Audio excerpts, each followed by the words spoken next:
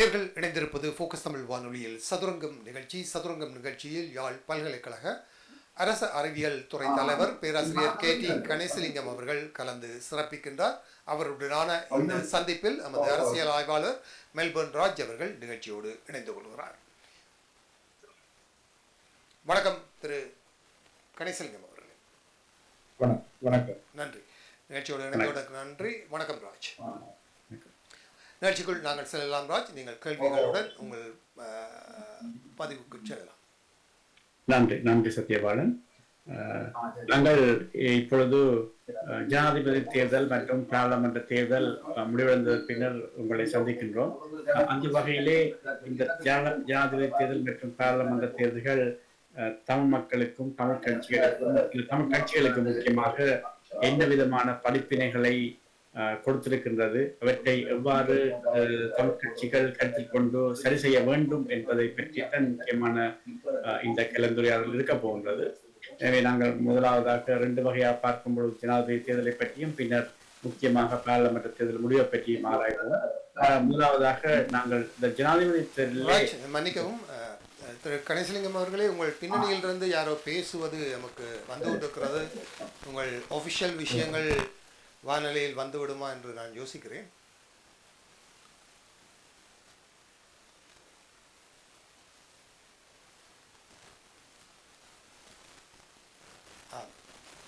ராஜ் காதருங்கள், பின்னணியில் யாரோ இருந்து பேசுவது.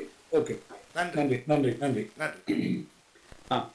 அந்த வகையிலே நாங்கள் முதலிலே ஜனாதிபதி தேர்தலில் தமிழர் தரப்பு எடுத்த வியூகம் சரியானதா, அது சரியான முறையிலே தமிழ் மக்கள் அதற்கு சார்பாக வாக்களித்திருந்தார்களா, அதன் மூலம் என்ன செய்தியை நாங்கள் யாருக்கு சொல்ல விரும்பியிருந்தோம், அதிலே நாங்கள் வெற்றி கண்டோமா என்பதை பற்றி, அல்லது வெற்றி கண்டிருந்தால் எவ்வளவு தூரம் அது எங்களுக்கு வெற்றி அளித்திருந்ததை பற்றி என்பது பற்றி உங்களுடைய கருத்தை அறிய விரும்புகின்றோம்.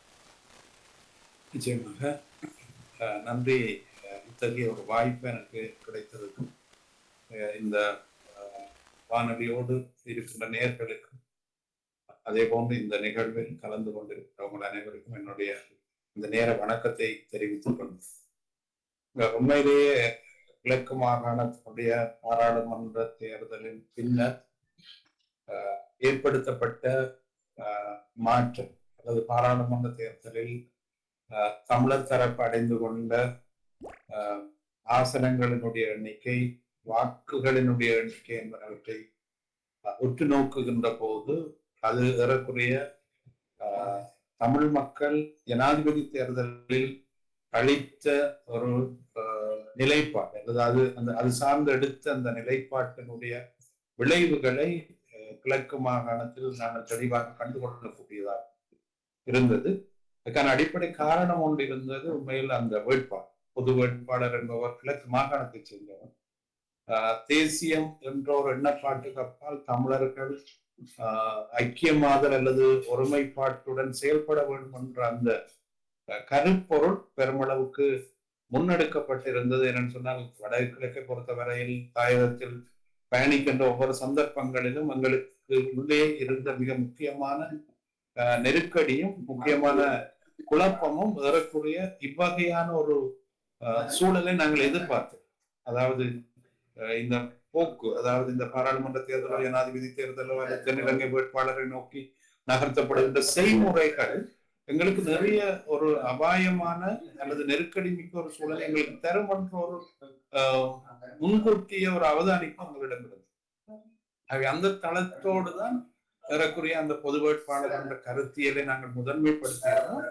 பொது வேட்பாளர் என்ற அந்த கருத்தியலுக்குள்ளால் அளிக்கப்பட்ட வாக்குகள் சில வேளையில் சொற்பமானவையாக இருக்கலாம். ஆனால் அந்த முன்வைக்கப்பட்ட அந்த கருப்பொருள் என்பது அது ஒரு ஆரோக்கியமான தமிழர்களுக்கு அவசியமானது என்ற ஒரு நிலைப்பாட்டை பாராளுமன்ற தேர்தல் வடக்கில் ஒரு விதமாகவும் கிழக்கில் இன்னும் ஒரு விதமாகவும் உறுதிப்படுத்துகின்ற போது அதை இன்னும் தெளிவாக புரிந்து கொள்ளக்கூடியதாக.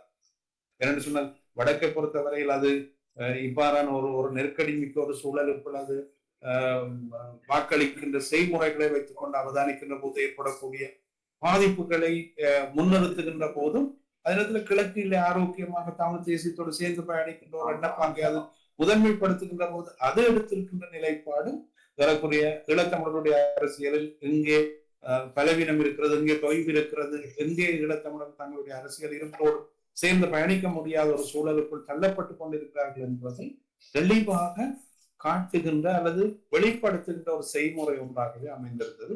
ஒரு வகையில் பாராளுமன்ற தேர்தல் உடனடியாக அமைந்திருந்ததும் ஒரு வகையில் நான் நினைக்கிறேன் ஒரு ஆரோக்கியமான ஒரு இருப்பை அல்லது எங்கள் முன்னே இருக்கக்கூடிய அந்த சவாலை எங்களுக்கு உடனடியாகவே அது வெளிப்படுத்தியது.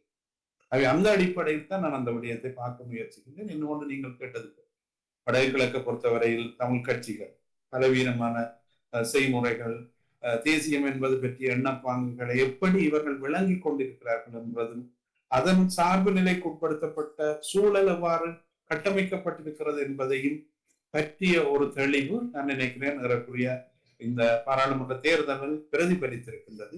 நிச்சயமாக மக்களும் சரி, மக்களுடைய வெளிப்பாடுகளும் சரி, அது முழுமைப்படுத்தப்படுகின்ற ஒரு சூழலுக்குள் நகர்த்தப்படுகின்ற போது அதிகமான நெருக்கடிகளை ஈழத்தமிழர்களுடைய அரசியல் தந்திருக்கின்றது. புலத்தை பொறுத்தவரையில் அதுக்கு பொருளாதாரம், சமூகம், கலாச்சாரம் சார்ந்திருக்கக்கூடிய நெருக்கடிகள் ஒருபுறம் இருக்கின்ற போது அவற்றினுடைய தனித்துவங்களுக்கு தலைமை தாங்கக்கூடிய அரசியல் சக்திகளின் பலவீனமான சூழல் அல்லது புதிய வாய்ப்புகளை தேடி உருவாக்கக்கூடிய சக்திகளுடைய இருப்பு பெருமளவுக்கு இல்லாமல் இருந்தது. அதே போல அந்த இருப்புகள் கூட பெருமளவுக்கு ஒரு அறிவியல் பூர்வமான அல்லது அரசியலை ஒரு புரிதலோடு செய்யக்கூடிய எண்ணப்பாங்கோடு அவை இருக்காமை போன்ற பல்வேறுபட்ட விடயங்களில் ஈழத்தமிழர்களுக்கு ஒரு அனுபவத்தை, வரலாற்றில் ஒரு முக்கியமான ஒரு அனுபவத்தை தந்திருக்கிறது. இன்னொரு வகையில் பார்த்தால் தென்னிலங்கையோடு சேர்ந்து பயணித்தல் என்பது, வாக்களித்தல் என்பது ஈழத்தமிழர்களை பொறுத்தவரையில் அது அவ்வப்போது நிகழ்ந்தது. இப்போது கிழக்கில் இந்த ஆண்டு தமிழ் தேசியத்தோடு சேர்ந்திருந்தவர்கள் கடந்த வருடங்களில் நடந்த தேர்தல்களை வைத்து பார்க்கின்ற போது அது வித்தியாசமாக இருந்தது. அவர்கள் பெருமளவுக்கு தென்னிலங்கையோடு சேர்ந்து பயணிக்கின்ற ஒரு போக்கை அவர்கள் வெளிப்படுத்தினார். அப்ப இது ஏறக்குரிய தமிழர்களை பொறுத்தவரையில் இது அவ்வப்போது வந்து போயிருக்கின்ற ஒரு விஷயம். 48ஆம் ஆண்டு அல்லது 47ஆம் ஆண்டு தேர்தல் காலத்திலிருந்து இன்று வரையும் அந்த செய்முறை ஒன்றை எங்களால் ஈழத்தமிழர்களுடைய அரசியல் வெளிப்பாடுகளில் அவதானிக்கக்கூடியதாக இருக்கின்றது. ஆனால் இந்த 2009க்கு முன்னர் உள்ள அந்த 30 வருடங்கள் நாங்கள் ஏற்படுத்தி இருந்த அதனுடைய முக்கியத்துவம் காணாமல் போகிற என்ற ஒரு நிலை வருகிற போதுதான் அதன் மீதான கேள்வியும், அதன் மீதான அதீதமான குழப்பங்களும், அது தொடர்பான அதிக விமர்சனங்களும் ஏற்பட தொடரும். அங்கே அந்த தளத்தை நான் அவ்வாறுதான் புரிந்து கொள்ள முயற்சிக்கிறேன். சரி, இந்த தமிழ் தேசியம் என்று நீங்கள் சொல்லியிருந்தீர்கள். அதிலே தமிழ் தேசியத்தினுடைய வரைவிலக்கணத்தை நீங்கள் எப்படி வலியுறுத்துவீர்கள்? அதாவது இவர்கள் தமிழ் தேசியத்துக்கு எதிரானவர்கள், இவர்கள் தமிழ் தேசியத்துக்கு ஆதரவானவர்கள் சொன்னால், தமிழ் தேசியம் என்றால் என்ன? மாவீரர்களை வணங்குவது தமிழ் தேசியமா, அல்லது பிரபாகரனை புகழ்வது தமிழ் தேசியமா, அல்லது தமிழ் தேசியம் என்றால் என்ன என்பதை உங்களுடைய வரவிலக்கப்படுத்த சொன்னால் என்ன சொல்வீர்கள்? இல்லை, நிச்சயமாக அது அது ஒரு வகையில் இப்போ இடதுசாரிகளும் சரி, அல்லது சோசியலிஸ்டுகள், மார்க்சிஸ்டுகளும் சரி, அல்லது முதலாளித்துவ தளத்தில் இருப்பவர்களும் சரி, அது ஒரு கூட்டு ஆத்மாவின் பலத்தைத்தான் அங்கு உத்தரவாதப்படுத்துகிறது. அதாவது அந்த கூட்டு ஆத்மா என்றது அது இனத்தால், மதத்தால், மொழியால், பண்பாட்டால், பிரதேசத்தால் வேறுபடாத ஒரு அடையாளத்தை முதன்மைப்படுத்தணும். அது சில வேளையில பிரதேசமாக இருக்கு, அல்லது சில வேளை மொழியாக இருக்கு. இந்த அம்சங்களோடு சேர்ந்து ஒரு கூட்டு பலத்தை ஏற்படுத்துதல், திரட்சியாதல், ஒரு விடயத்துக்காக, அரசியலுக்காக, சமூகத்துக்காக, பொருளாதாரத்துக்காக, தன்னுடைய இருப்புக்காக திரட்சியாக ஒரு சமூகம் அல்லது ஒரு இனம் தன்னுடைய இருப்பை உத்தரவாதப்படுத்துவதற்கு அது செயல்பட முயற்சிக்கின்ற போது அதனை இப்ப சில வேளையில இப்படி அவர்கள் நீங்கள் 2-3 சொற்கள் சொன்னீர்கள். ஆனா அந்த சொற்களுக்கு பின்னால் இருக்கக்கூடிய அம்சங்கள் தேசியத்தினுடைய இருப்பை உச்சரிப்பதில் அல்லது தேசியத்தினுடைய இருப்பை கூட்டு வலுவுடையதாக்குவதில் அது ஒரு வெற்றிகரமான முகத்தை அது எங்களுக்கு காட்டிய அந்த முகத்தினுடைய தளத்தில் இருந்து கொண்டுதான் இந்த விடயம் பற்றிய உரையாடல் முதன்மைப்படுத்தப்படுகிறது. ஆனால் அந்த உரையாடலுடைய பக்குவத்தை பார்த்தால் அல்லது உரையாடலுடைய வெளிப்பாடுகளை பார்த்தால் இதை நிராகரிப்பவர்கள் தேசியத்துக்கு எதிரானவர்கள் என்ற ஒரு நிலைப்பாட்டை முதன்மைப்படுத்த சாதாரண தளத்தில் இருப்பவர்கள் அதிக முயல். ஆனால் அது அல்ல, அவ்வாறான புரிதல் அல்ல. இப்ப நீங்கள் குறிப்பிடப்பட்ட அது ஆயுத போராட்டத்தினுடைய காலப்பகுதியில் எழுந்த அந்த அணி என்பது அல்லது அந்த சக்தி என்பது ஏறக்குறைய அது ஒரு கூட்டுத்தன்மையை ஏற்படுத்துவது அது ஒரு வலிமையான ஒரு பணியை தனக்குள்ள செய்ய முயற்சி. அதிடமும் நிறைய நெருக்கடிகள் இருந்தது, அது பற்றிய நிறைய விமர்சனங்கள் இருந்தது, அது பற்றிய நிறைய பார்வைகள் வேறுபட்ட தளத்தில் இருந்தது. ஆனால் அது ஒட்டுமொத்தமாக ஈழத்தமிழர்களுடைய அரசியல் இருப்பை ஒரு கூட்டு ஆத்மாவாக பலப்படுத்துவதில் அது தன்னுடைய 30 வருட கால பயணத்தை சரியாக செய்ய முயற்சித்தது. இது பற்றி நீங்கள் சொல்லுகிறது போல் இப்ப வெளியே இருக்கின்ற தளத்தில் இருப்பவர்கள் சொல்லுகின்ற கருத்துக்களோடு நான் உடன்பட்டு இந்த விடயத்தை முதன்மைப்படுத்த அந்த கூட்டுத்தன்மைக்குரிய வலிமை அந்த சமூகத்திடம் இருந்திருக்கிறது. அந்த சமூகம் அந்த காலப்பகுதிகளில் இங்கே தேசியம் என்பது தமிழருடைய தேசியம் என்பது தேசியம் என்பதனுடைய உரையாடல், எல்லாவற்றினுடைய உரையாடலுடைய மைய பரப்பு. நீங்கள் உலகத்தினுடைய எந்த தேசத்தை எடுத்துக்கொண்டாலும் இந்த தேசத்தினுடைய இருப்பை எடுத்துக்கொண்டாலும் அதனிடம் இருக்கின்ற இப்ப அமெரிக்க ஜனாதிபதி டொனால்டு ட்ரம்ப் அவர் குறிப்பிடுகிறார் அமெரிக்கர்களுக்கு சொந்தமானது. ரைட், ஓகே, இதுதான் அடிப்படையானது. இது உலகத்தில் உள்ள எல்லா தேசங்களுக்கும் உரித்துடையது, எல்லா தேசியங்களுக்கும் உரித்துடையது, எல்லா தேசிய இனங்களுக்கும் உரித்துடையது. ஆகவே அதனால் அதன் மீது பற்றில்லாதவர்களை நிராகரித்தல் என்பதுதான் இங்கு உள்ள மிக பிரதானமான கேள்வியும் இதனுடைய வளர்ச்சியை. இது எப்போதுமே ஒரு எல்லைப்படுத்தப்படுவதில்லை. இப்ப 16ஆம் நூற்றாண்டு, 15ஆம் நூற்றாண்டு, 13ஆம் நூற்றாண்டு ஐரோப்பாவில் எழுந்த அந்த சிந்தனையினுடைய ஊற்று என்பது உலகம் முழுவதும் பரவல் அடைகிற போது அது என்ன செய்யுதுன்னா ஒரு வளர்ச்சி நிலைக்குள்ளேதான் கொண்டு செல்லும். இது நாங்கள் அவ்வாறு இல்லை, நாங்கள் அதனை பின்னோக்கி அசைக்க முயலுகிறோம். இந்த பின்னோக்கி அசைத்தல் என்பதை தான் நீங்கள் கேள்வியாக எழுப்ப பார்க்கிறோம். ஆனா அது அல்ல. அடிப்படையில் அதனுடைய புரிதல், அதனுடைய அளவீட்டு பெருமானம் என்பது அந்த கூட்டு பலத்தை அல்லது திரட்சியை அல்லது இந்த மக்களுடைய ஒருமைப்பாட்டோடு செயல்படுகிற தன்மை.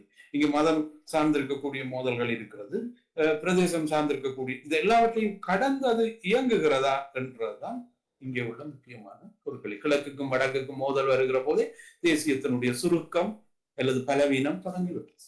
சரி, அப்படியானால் ஒரு சுருக்கமாக சொல்ல போனால் தமிழர்களுடைய அரசியல் இருப்பை பாதுகாப்பது தமிழ் தேசியத்தை பாதுகாப்பதாக எடுத்துக்கொள்ளலாம். அப்படியே நிச்சயமாக அதில் இன்னும் ஒரு விடயத்தை சேர்த்துக் கொள்ள வேண்டும்.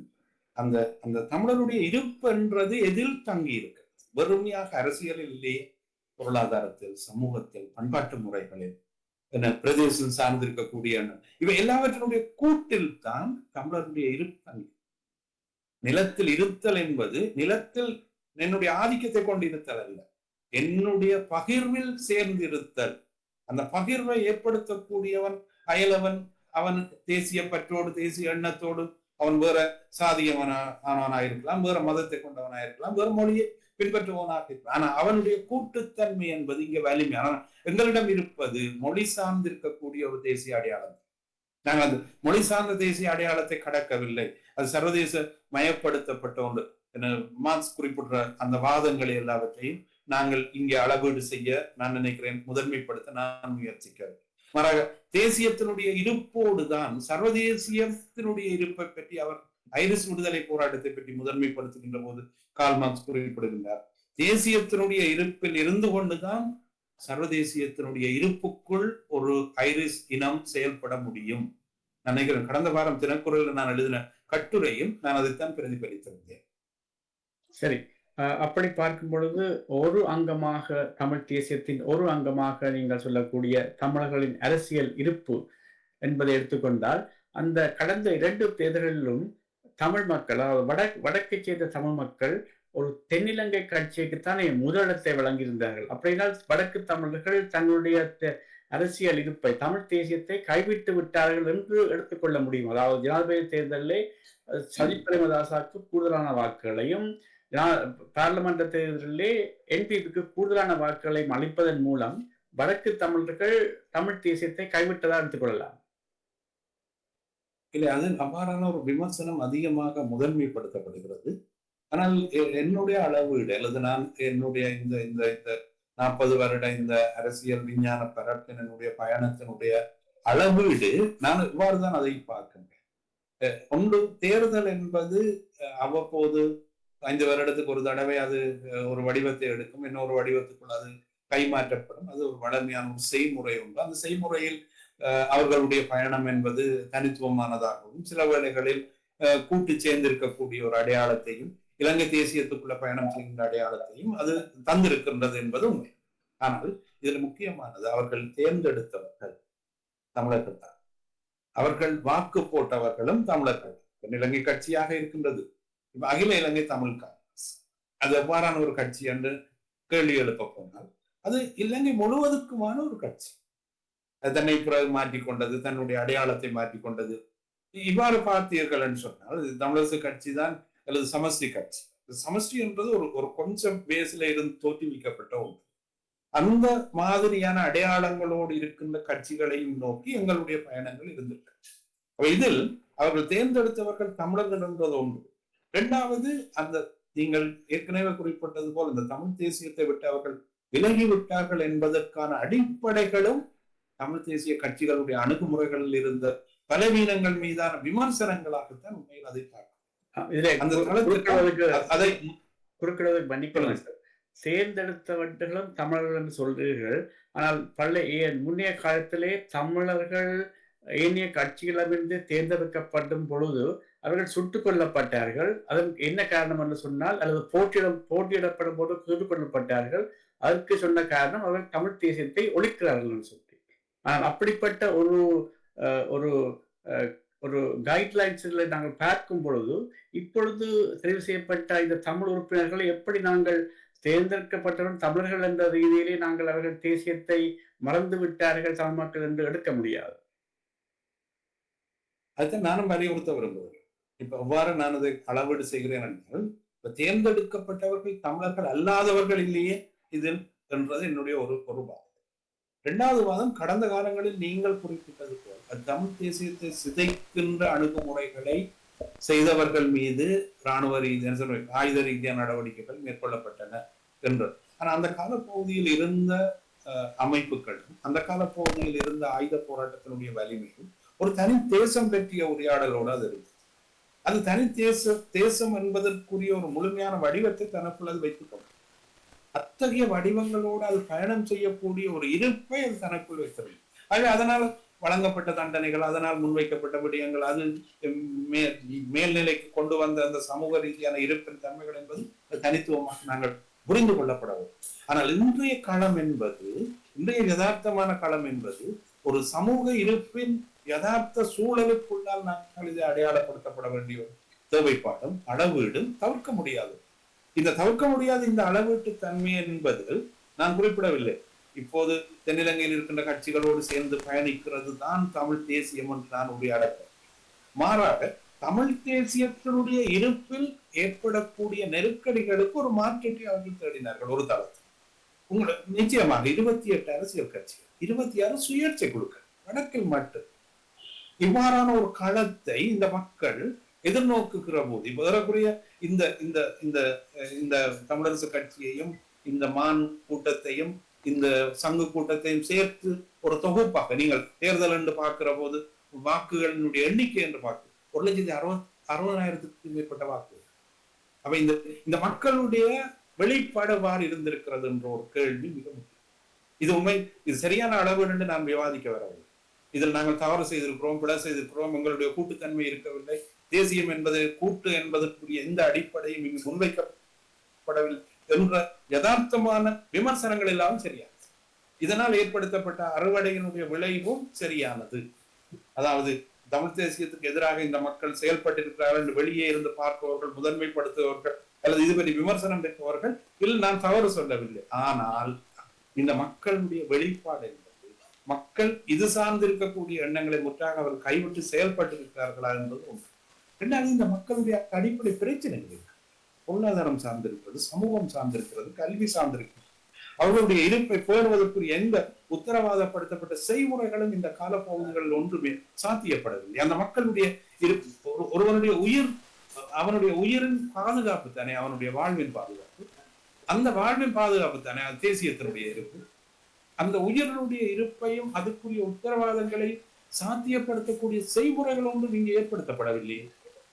அதனுடைய பிரதிபலிப்புகளை நோக்கித்தானே இந்த சமூகத்தினுடைய எண்ணங்களும் அவற்றினுடைய போக்குகளும் அது தவிர்க்க முடியாது தானே.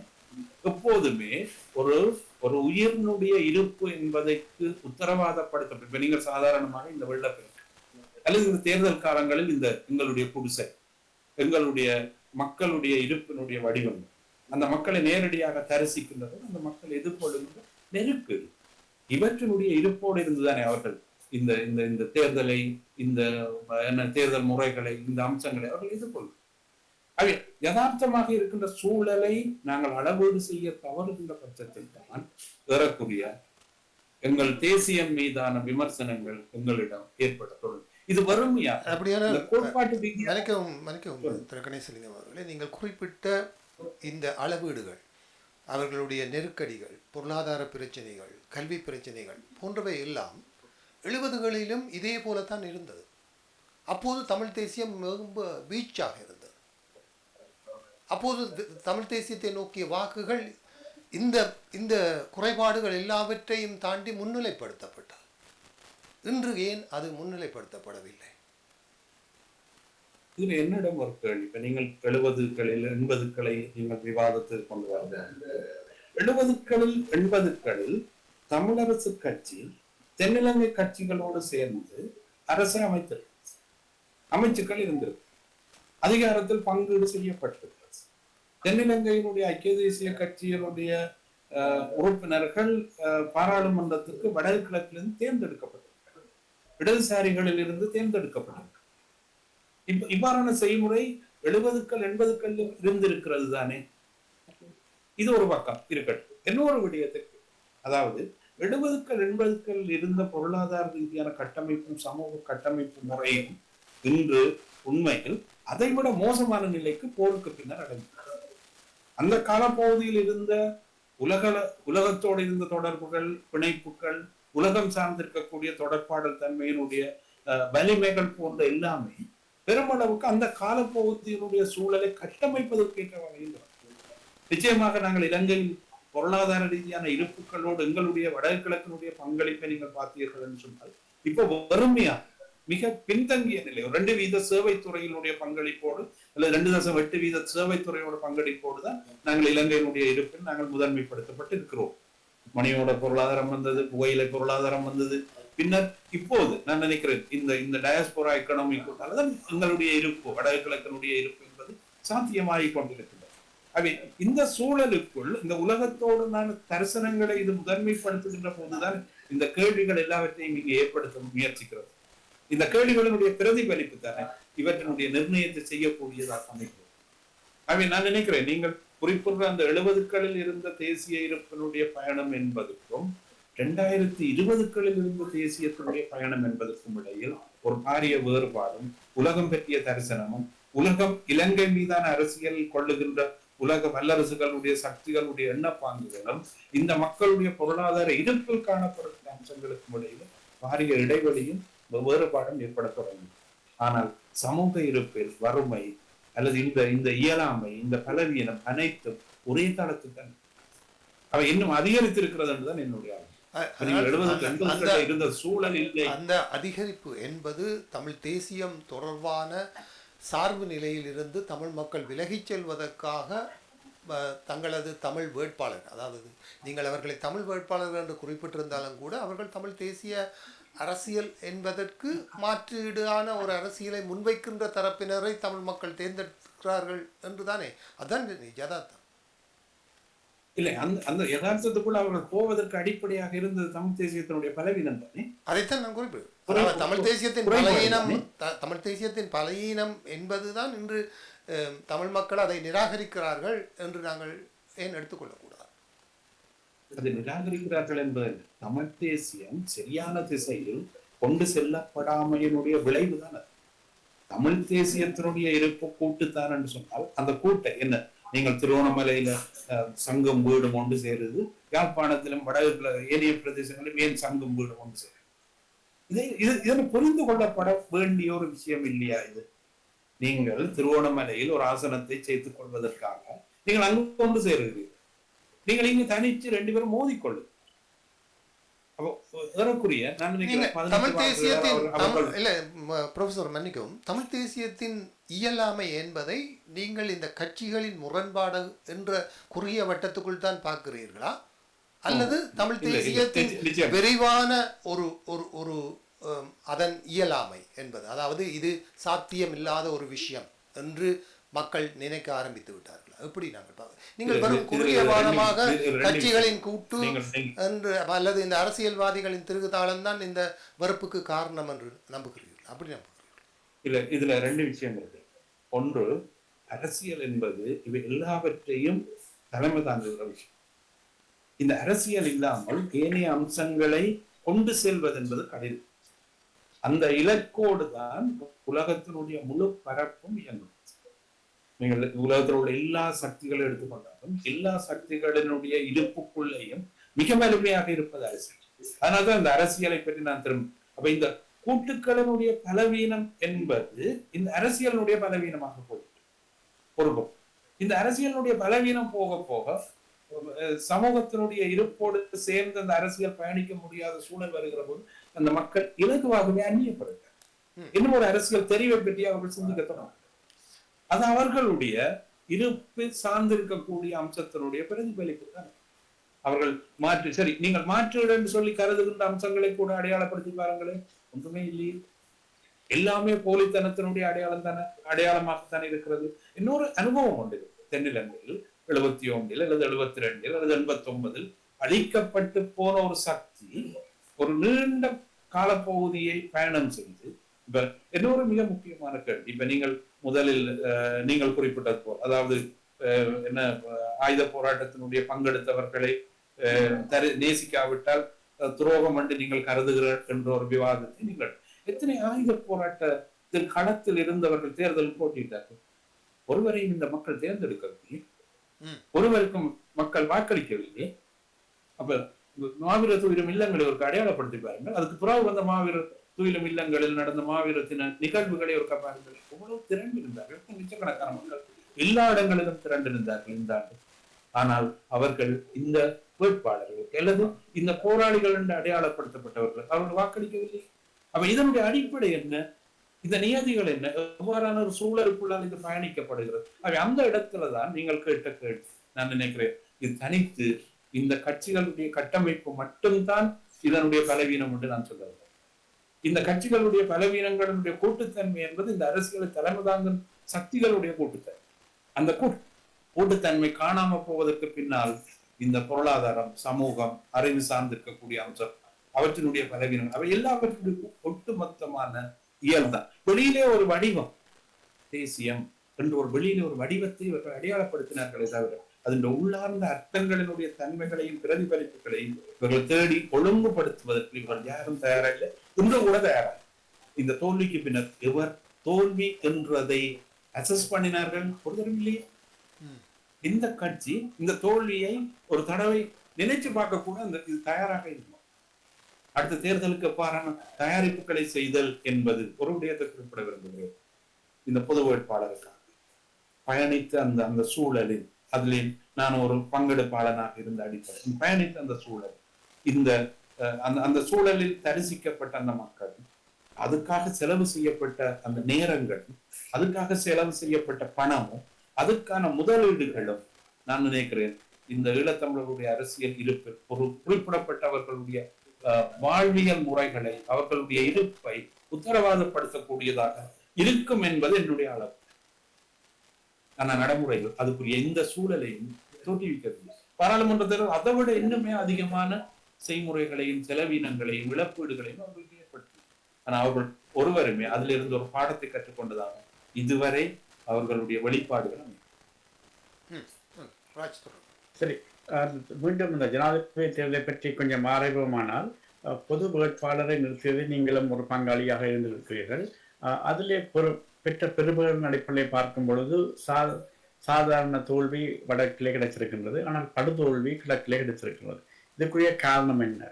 அந்த வேட்பாளர், கிழக்கு மாகாணத்தை சேர்ந்த ஒரு வேட்பாளர் தன்னுடைய மாகாணத்திலே, தன்னுடைய தொகுதியிலே படுதோல்வி அடைந்திருக்கிறார். ஆனாலும் ஒரு வகையாக தேசியத்தை காப்பாற்றுவதாக சொல்கின்ற அல்லது தமிழ் மக்கள் கூடுதலாக பெரும்பான்மையாக வாழும் வடமாகாணத்திலே ஓரளவு வெற்றி பெற்றிருக்கின்றார்கள் சொல்லலாம். இதற்குரிய காரணமே இல்லை, இதில் நிச்சயமாகவே நாங்கள் எதிர்பார்க்கப்பட்ட அறுவடை நிலையில் கிடைக்கிறது, அது உண்மையானது. நீங்கள் சொன்னது போல் கிழக்கு பாராளுமன்ற தேர்தல் அது அடைஞ்சு கொண்டதனுடைய வடிவத்தை பார்க்கின்ற போது பெருமளவுக்கு நான் நினைக்கிறேன் வெறும் ஒரு கெடுபிடி இருந்தது, ஒரு நெருக்கீடு இருந்தது, ஒரு உத்தரவாதப்படுத்த முடியாத ஒரு சூழல் ஒன்று இருந்தது ஒரு புறம். அது நான் நினைக்கிறேன் அந்த அந்த வேட்பாளர் சார்ந்திருக்கக்கூடிய மற்ற அந்த வேட்பாளரோடு சேர்ந்து பயணித்த சக்திகளுக்கு எதிரான சக்திகள் மிக பலமாக வலுவடைந்தது. அது மிக முக்கியமான அந்த வலுவான அந்த சக்தியினுடைய இருப்பு தான் ஏறக்கூடிய இந்த சூழலை இவ்வாறான, குறிப்பாக உங்களுக்கே தெரியும் தமிழரசு கட்சி எவ்வாறான ஒரு தீர்மானத்தை கட்சிக்குள்ளிருந்தவர்கள் எடுத்தாங்க. நான் தனிப்பட்ட முறையில் யாரையும் விவாதத்துக்கு நான் உட்படுத்த விரும்புகிறேன். ஆனா அந்த கட்சியினுடைய அமைப்பு முறைக்குள் இருந்தவர்கள் வெளிப்படுத்திய அம்சங்கள் பெரிய அளவில் தாக்கத்தை ஏற்படுத்தி அதனுடைய பிரதிபலிப்பு. ஆனால் அதுக்கு பிற்பட்ட காலப்பகுதியில் வந்த பாராளுமன்ற தேர்தல் அத்தகைய வேட்பாளர் காணாமலே போயிடுது. ஒரு தளத்தில் நாங்கள் அவதானிக்கின்ற போது ஒரு செய்முறையும், இன்னொரு தளத்தில் அவதானிக்கின்ற போது இன்னொரு செய்முறையும் அல்லவா இந்த மக்கள் வெளிப்படுத்துகிறார். இதுக்கு நான் அடையாளப்படுத்துகிற விடயம் இந்த இளம் வாக்காளர்களுடைய பங்கெடுப்பு என்பது இதில் ஒரு முக்கியமான ரோல். ஒரு ஒரு அனுபவம் மிக்க ஒருவர்களுடைய பிரிப்பு அல்லது அவர்களுடைய வாக்களிப்பு என்பது இன்னொரு வகையான ரோல். இந்த ரெண்டினுடைய பங்கெடுப்பும் இந்த ரெண்டு தேர்தலையும் தீர்மானம் செய்யும். இந்த ரெண்டு தேர்தலும் அவை பிரதிபலித்தன.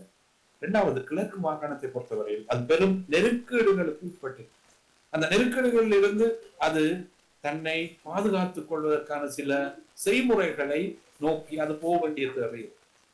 அது மிக முக்கியம். கட்சிகளுடைய அடிப்படையில் காணப்பட்ட ஒத்துழைப்பு அற்றதன்மை, சமூக அமைப்புகள் பெருமளவுக்கு ஒத்துழைப்பு இல்லாமல் இருந்தன.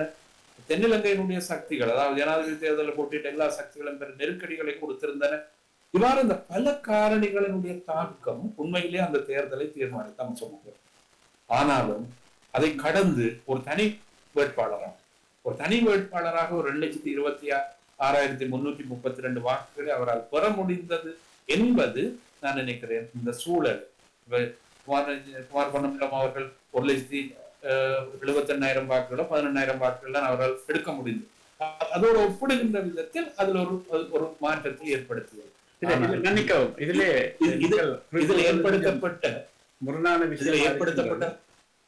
ஏற்படுத்தப்பட்ட உண்மை என்னன்னு சொன்னால் அதை புரிந்து கொள்ளுங்கள். இவ்வாறான ஒரு நெருக்கீடுகளுக்குள் ஈழத்தமிழர்கள் இருக்கிறார்கள் என்பதை இந்த தேர்தல் மூலம் நாங்கள் அடையாளப்படுத்தி அதான் அங்க. அதாவது பாராளுமன்ற தேர்தல் எப்படி இருக்க போறது என்பதற்கான அல்லது இனிவரப்போற சூழல்கள் எவ்வாறு இருக்க போறது என்பதற்கான ஒரு அடிப்படையை முன்னுணர்ந்தே அவ்வகையான ஒரு செய்முறை ஒன்றை நாங்கள் முதன்மைப்படுத்தி, ஆனால் அதுக்கான புரிதலும் அதுக்கான அளவீடுகளும் வடகிழக்கில் இருந்த மக்களிடமோ அரசியல் கட்சிகளிடமோ அது சார்ந்த சமூக ஆர்வலர்களிடமோ அது ஏற்படுத்தப்படவில்லை. ஊடகங்கள் சார்ந்து கூட அதன் மீது பாரிய அளவு எல்லையற்ற விமர்சனங்கள் முன்வைக்கப்பட்டன. இதனை ஒரு வெறும் தேர்தலாக மட்டும் நாங்கள் அதை ஒரு கொன்செப்டாக, அதாவது அது ஒரு எண்ணக்கருவாக அல்லது ஒரு நிலைக்கு உட்படுத்தப்பட்ட ஒரு கருப்பொருளாகத்தான் நீங்கள் அதை ஒரு கருப்பொருளாக உங்கள் தரப்பு அது பொதுச்சபை அதை தீர்மானித்திருந்தீர்கள். அதாவது ஒரு தேசமாக மக்களை திரட்சி அடைவது என்பதுதான் இந்த ஜனாதிபதி தேர்தலிலே ஒரு பொது வேட்பாளரை நிறுத்துவதற்கான காரணம் என்று. தேசமாக மக்களை திரட்சியற்றவர்களாக மக்கள் இருந்திருக்கிறார்கள் என்ற கணிப்பீட்டை நீங்கள் ஏன் எடுத்தீர்கள்? இல்லை, அதில் ஆழமான உரையாடல்களை, அதன் ஆழமான தேடல்களை அல்லது அதனுடைய அவதானிப்புகளை நாங்கள் வடகிழக்கு சார்ந்த தளத்தில் நாங்கள் அவதானித்தோம். அது ஒரு வகையான அவதானிப்பு தான். நான் நினைக்கிறேன் ஒரு ஊடக பரப்பில் அவர்கள் முதன்மைப்படுத்துகிற விடயங்கள் அல்லது அவர்கள் எதை நோக்கி அவர்கள் பயணம் செய்கிறார்கள் என்பது, எதற்கு அவர்கள் முக்கியத்துவம் கொடுக்க வேண்டும் என்பது பற்றிய ஒரு எண்ணங்களை அவர்கள் ஒரு காலப்பகுதியில் தங்களுக்குள்ளே அவர்கள் ஏற்படுத்த தொடங்கினர். அந்த போக்கு என்பது சில விட தென்னிலங்கை இவ்வாறான ஒரு விமர்சனம் ஒன்று எழுந்தது அல்லது இவ்வாறான ஒரு கருத்து நிலை ஒன்று எழுந்தது. அதாவது 76% சிங்கள மக்கள் யாழ்ப்பாணத்தில் குடியேறுவதும் அல்லது வடகிழக்கில் குடியேறுவதும், ஒரு 12% மக்களில் ஒரு குறிப்பிடப்பட்டவர்கள் கொழும்பில் அல்லது தென்னிலங்கையில் குடியேறுவதும் சமமானது என்ற ஒரு உரையாடல் கூட எங்களிடம் மிக ஆழமாக உரையாடப்பட்டது. அதை பற்றிய நிறைய விமர்சனங்கள் கூட முன்வைக்கப்பட்டது. இந்த இடத்தில் தான் எங்களுக்கு அதிகமான குழப்பங்களும் சந்தேகங்களும் ஒரு தளத்தில்.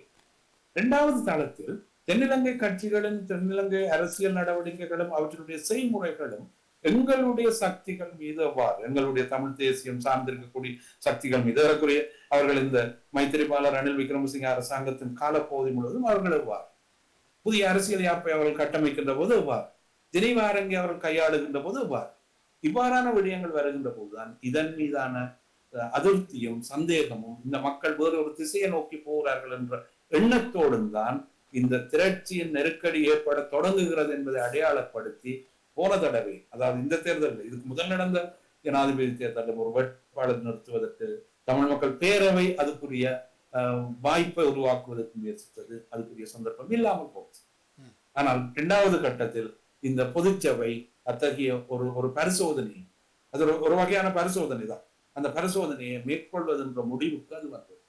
அதுக்கு என்னென்ன வகையான விட்டுக் கொடுப்புகளை செய்ய முடியுமோ, எவையவற்றை இழக்க முடியுமோ அவையவற்றை எல்லாம் இழந்து அந்த விடயத்தை ஏற்படுத்த வேண்டும். இது காலத்தின் தேவை, இது இந்த இனத்தினுடைய இருப்பை உத்தரவாதப்படுத்துவதற்கான ஒரு அடிப்படையான அம்சம் என்ற ஒரு நியதியை உண்மையில் இந்த இந்த சூழலுக்குள் நாங்கள் ஏற்படுத்தினோம். இதற்கான அடிப்படை காரணம் அதுக்கு முற்பட்ட கால பகுதியில் இருந்த அந்த திரட்சியற்ற சூழலை அரசியல் சக்திகள் எப்படி உருவாக்கின, சமூகங்கள் எவ்வாறு உருவாக்கின, எங்களுடைய வடக்கு கிழக்கனுடைய இருப்பின் மீது தென்னிலங்கை கொண்டிருக்கின்ற ஆதிக்கத்தை எவ்வாறு நாங்கள் எதிர்கொள்வது போன்ற பல அம்சங்களினுடைய பிரதிபலிப்பாகத்தான் அது உண்மையில் கட்டமைக்கும். சரி, அது அவ்வாறு கட்டமைக்கப்பட்டிருந்தாலும் ஒரே ஒரு கேள்வியை ராஜிடம் செல்வதற்கு முன்னர், ஒரு ஒரு பொதுச்சபை என்பது ஒரு ஜனநாயக வழியை நீங்கள் தமிழ் தரப்புகள் மத்தியிலே ஏற்படுத்த வேண்டும் என்ற ஒரு கடமைப்பாடும் உங்களிடம் இருந்திருக்கிறது.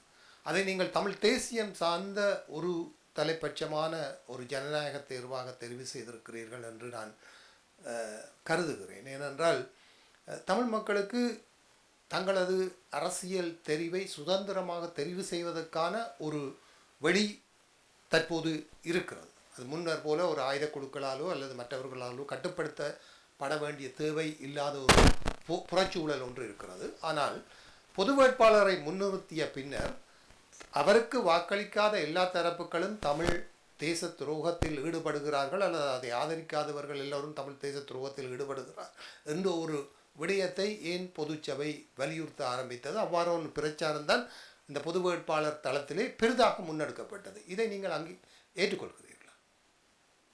இல்லை, இதில் நான் நம்புகிறேன். அவ்வாறான ஒரு பிரச்சாரத்தை உண்மையில் பொதுச்சபை எடுத்ததான்றது எனக்கு ஒரு சந்தேகம் இருக்கிறது. ஆனால் இது எவ்வாறான அம்சம், இப்போது நான் இதை நீங்கள் எப்படி புரிகிறீர்கள் எனக்கு தெரியல, எங்களுடைய நேயர்கள் எப்படி புரிகிறார்கள். இப்ப இலங்கையினுடைய, நான் இலங்கைக்குள்ளே நின்று பேசுகிறேன். இலங்கை ஒரு ஜனநாயக நாடு என்று எல்லோரும் சொல்லிக் கொள்கிறார்கள். ஆனால் இலங்கையினுடைய அரசியல் யாப்பில் 18 வயசுக்கு மேற்பட்டவர்கள் வாக்களிக்க முடியும். ஆனால் 35க்கு மேற்பட்டவர் தான் இலங்கையில் ஜனாதிபதியாக போட்டியிட முடியும். 2 தடவைக்கு மேல் போட்டியிட முடியாது. அமெரிக்காவில் 2 தடவைக்கு மேல் ஒருவர் ஜனாதிபதியாக இருக்க முடியும். ஒரு ஜனநாயக வெளி என்பது ஒரு வறுமையான வெளி கிடையாது, எல்லையற்ற வெளியும் கிடையாது. ஜனநாயக வெளி என்பது அந்த தேசத்தினுடைய தேசிய இருப்பினுடைய எல்லைப்படுத்தப்பட்ட நியதிகளை அது கொண்டிருக்கிறது. அந்த எல்லைப்படுத்தப்பட்ட நியதிகளுக்குள்ளால் நாங்கள் பயணம் செய்ய தவறுகிற போதுதான் நாங்கள் இவ்வாறான விமர்சனங்களையும் இவ்வாறான குற்றச்சாட்டுகளையும் இவ்வாறான புரிதல்களையும் நாங்கள் ஏற்படுத்த முடியும். என்னை பொறுத்தவரையில் ஒரு இனம் தன்னுடைய இருப்பை உத்தரவாதப்படுத்துவதற்கு அது சில அணுகுமுறைகளை கொண்டிருக்க வேண்டும், பின்பற்றல்களை கொண்டிருக்க வேண்டும். அது ஒரு துலாம்பரமான ஒரு வழி. நான் என்ன ஒன்று கேட்கிறேன், 2009ஆம் ஆண்டு முள்ளிவாய்க்கால் வீழுகிற போது வந்த முதலாவது தேர்தலில் நாங்கள் அமரத்துவம் அடைந்த சம்பந்தன் அவர்களை கேட்டிருந்தோம், ஒரு வேட்பாளராக நீங்கள் நில்லுங்கள், இந்த இந்த இந்த செய்முறை ஈழத்தமிழர்களுடைய தேசிய இருப்பில் ஒரு புது வடிவத்தை அது தரும் என்ற நம்பிக்கையோடு அவரிடம் அந்த கோரிக்கையும், அவர் ஆரம்பத்தில் அது தொடர்பாக நிறைய வித்தியாசமான விமர்சனங்களை சொல்லிவிட்டு இறுதியில் அதை கைவிட்டார். 2வது தடவை நாங்கள் தேர்தல், 3வது தடவை நாங்கள் ஜனாதிபதி தேர்தல் 2009க்கு பிறகு ஜனாதிபதி தேர்தல் தொடர்பான அம்சங்கள் வருகின்ற போது அவரோடு உரையாடினோம், எல்லா கட்சிகளோடு உரையாடினோம். ஜனநாயக வழி என்பதை நாங்கள் பயன்படுத்தாம ஒரு சந்தர்ப்பத்தில் நாங்கள் கைவிட்டோம். ஆனால் எங்களோடு சேர்ந்தவர்களோடு தான் நாங்கள் பயணிக்க வேண்டிய துப்பாக்கிய நிலை எங்களுக்கு. ஆனால் எல்லோரையும் அணுகி இருந்தோம், எல்லோருக்கும் அந்த வாய்ப்பை கொடுத்திருந்தோம். ஆனால் நிச்சயமாக நான் நினைக்கிறேன், இதன் மீது வாக்களிக்காதவர்கள் தேச துரோகிகள் என்ற ஒரு எண்ணப்பாங்கு உண்மையில் நாங்கள் கொண்டிருக்கவே இல்லை. இது வாக்கு என்பதும் வாக்களித்தல் என்பதும் ஒரு இனத்தினுடைய இருப்பை உத்தரவாதப்படுத்துவதற்கான ஒரு செய்முறை, திரட்சியை ஏற்படுத்துவதற்கான ஒரு செய்முறை என்ற எண்ணம் தான் எங்களிடம் மேலோங்கி. அதுக்குரிய ஒரு களத்தை தான் நாங்கள் தேடி இருந்தோம். இதிலே ஒரு விடயத்தை நான் சுட்டிக்காட்ட விரும்புகிறேன். அதாவது நீங்கள் குமார் பொன்னம்பலம் அவர்கள் எடுத்த வாக்குடன் ஒப்பிட்டிருந்தீர்கள். அவர் 1,73,000 வாக்கு எடுத்திருந்தார். ஆனாலும் கூட அவர் எடுத்த வாக்கு வீதமானது இவரை விட மிகவும் கூடுதலாக இருந்தது. 2.7 விதமான வாக்குகள் எடுத்திருந்தார். ஆனால் இவர் 1.7 விதமான வாக்குகள் தான் எடுத்திருந்தார். அதை சொல்லிக்கொண்டு அடுத்த நாங்கள் பாராளுமன்ற தேர்தலிலே அதனுடைய பிரதிபலிப்பை பார்ப்போமானால், இந்த பாராளுமன்ற தேர்தல் மூலம் தமிழ் மக்கள் தமிழ் தேசியத்தை நோக்கி அல்லது தேசியத்தை விட்டு விலகிவிட்டார்கள் என்று ஒரு வகையான தரப்பினர் பிரச்சாரம் செய்கின்றார்கள். ஆனால் நீங்கள் அதை முழுமையாக ஏற்றுக்கொண்டதாக தெரியவில்லை. நான் அப்படி இருக்கும் சந்தர்ப்பத்திலே அமர்த்துவமடைந்த சம்பந்தன் ஐயா ஒருவேளை அதுக்கு முன்னர் தமிழ் கட்சின்னு சொல்லும்போது தமிழரசு கட்சி ஒருவேளை ஒன்றாக சேர்ந்திருந்தால், தமிழ் கூட்டமைப்பாக இருந்திருந்தால் நிச்சயமாக யாழ்ப்பாண மாவட்டத்திலே அவர்களுக்கு தான் 3 ஆசனங்கள் கிடைந்திருக்கும். தமிழரசு கட்சியினுடைய அந்த விலகல் அல்லது தமிழ் கூட்டமைப்புடைய பிளவானது இத்தகைய நிலைக்கு தமிழ் தேசிய கூட்டமைப்பை கொண்டு வந்து விட்டதாக நாங்கள் குற்றஞ்சாட்டலாம். ஒருவேளை அமரத்துவமடைந்த சம்பந்தன் ஐயா உடன் இருந்திருந்தால் இவ்வகையான ஒரு பிளவு இல்லாமல் தமிழ் தேசிய கூட்டமைப்பாக தமிழரசு கட்சியினுடைய சின்னத்திலே அவர்கள் கூடுதலான ஆசனங்களை எடுத்திருப்பதற்கான சாத்தியக்கூறுகள் இருக்கும் என்று நாங்கள் எடுத்துக்கொள்ளலாம். இல்ல, இதுல 2 விடயம். ஒன்று, நீங்கள் முதலாவது குமார் பொன்னம்பலம் பற்றி குறிப்பிட்ட விஷயம். குமார் பொன்னம்பலம் ஒரு வடகிழக்குக்கான ஒரு அடையாளத்தை தனித்துவமாக அந்த காலப்பகுதியில் அவர் முதன்மைப்படுத்தினார் என்பதை விட அவர் இலங்கை தீவுக்கு முழுவதுக்குமான ஒரு வேட்பாளராக தன்னை அடையாளப்படுத்தி. இப்ப அரியநேந்திரன் அவர்கள் ஒரு வகையில் ஒரு வடகிழக்கு சார்ந்திருக்கக்கூடிய முகத்தோடும் அதனுடைய பிரதிபலிப்போடும் தான் அவர் உண்மையில் நிறுத்தப்பட்டார். அவர் ஆனா அவருக்கு தென்னிலங்கையில் வாக்கு கிடைத்தது என்பது அல்லது கொழும்பில் வாக்கு கிடைத்தது என்பது, காலியில் வாக்கு கிடைத்தது என்பது அது வேற முடியாது. ஆனால் குமார் பொன்னம்பலம் அவர்களுடைய காலப்பகுதியில் அவர் ஒரு சேலஞ்சாக, அதாவது தென்னிலங்கையில் இருந்த வேட்பாளர்களோடு சேலஞ்சாகத்தான் உண்மையில் அதை அவர் முதன்மைப்படுத்தார். இது உண்மையில் நாங்கள் வெளிப்படையாக திரும்ப திரும்ப குறிப்பிட்டோம். நாங்கள் யாருக்கும் சேலஞ்சாக இது ரணில் விக்ரமசிங்க என்ற தோல்விக்காகவோ சயித் பிரேமதாஸ் என்ற தோல்விக்காகவோ அல்லது ஒருவருடைய வெற்றிக்காகவோ இல்லை. நாங்கள் ஈழத்தமிழருடைய திரட்சியை காட்டுவதற்காக மட்டுமே இந்த தேர்தலை எதிர்கொண்டோம் என்று நாங்கள் குறிப்பிட்டிருந்தோம். ஆகவே இவருடைய வாக்கினுடைய பலம் என்பது வடகிழக்கினுடைய பலம் என்றுதான் நான் கருத்து. அதனால் அந்த பலத்தினுடைய தன்மை எப்படி இருந்தது என்பதுதான் இங்கே அளவீட்டுக்குரிய பெருமானம் என்று நான் கருத்து. இரண்டாவது, நீங்கள் குறிப்பிட்ட மிக முக்கியமான ஒரு விஷயம், சில வேளையில் சம்பந்தன் ஐயா அவர்களுடைய காலப்பகுதி, சம்பந்தன் ஐயா இருந்த காலப்பகுதியிலே தமிழ் தேசிய கூட்டமைப்பு தன்னுடைய இருப்பை இழந்து விட்டது.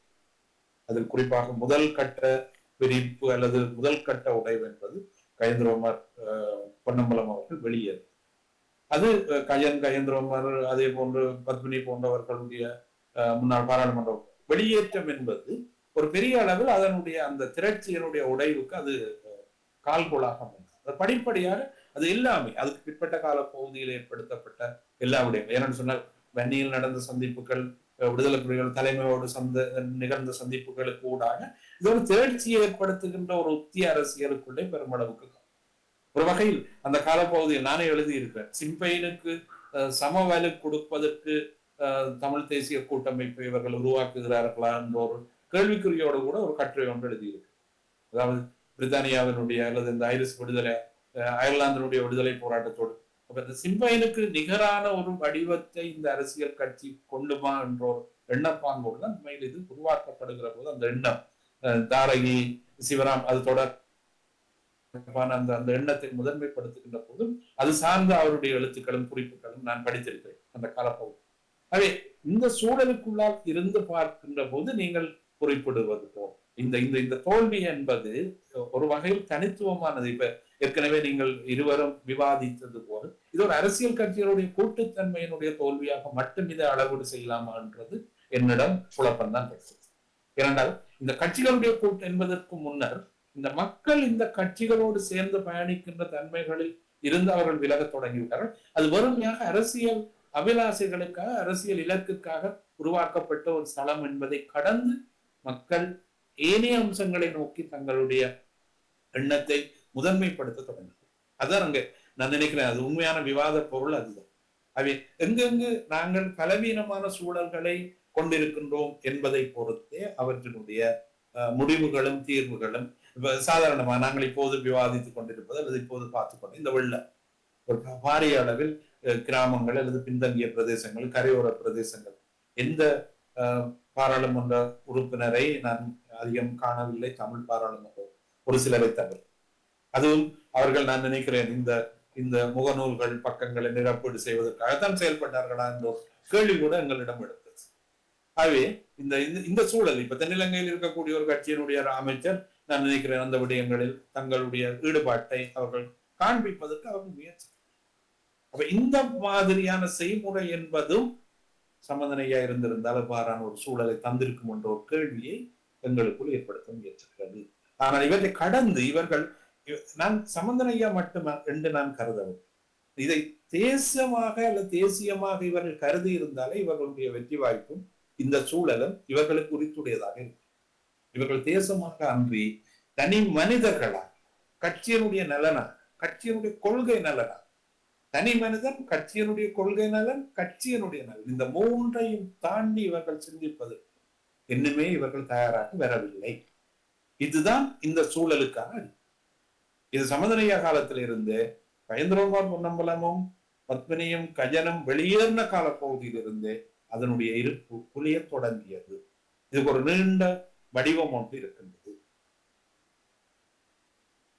சரி, இந்த வெளியேற்றங்களை பற்றி நாங்கள் பார்ப்போமானால் கஜேந்திரகுமார் வெளியேறினார், பின்னர் சுரேஷ் பிரேமச்சந்திரன் வெளியேறினார், பின்னர் விக்னேஸ்வரன் வெளியேறினார், பின்னர் ஏனைய தமிழ் தேசிய கூட்டமைப்புடைய புலர் மற்றும் டெலோ வெளியேறினார்கள் அல்லது பிரிந்தார்கள்,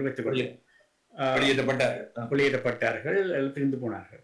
ஆனால் இந்த ஒவ்வொரு வெளியேற்றத்தின் பின்னரும் அவர்களுடைய அரசியல் செல்வாக்கு தானே குறைவடைந்து போயிருக்கின்றது. தமிழிசை கட்சியினுடைய அரசியல் செல்வாக்கு குறைந்ததாக தெரியவில்லையே.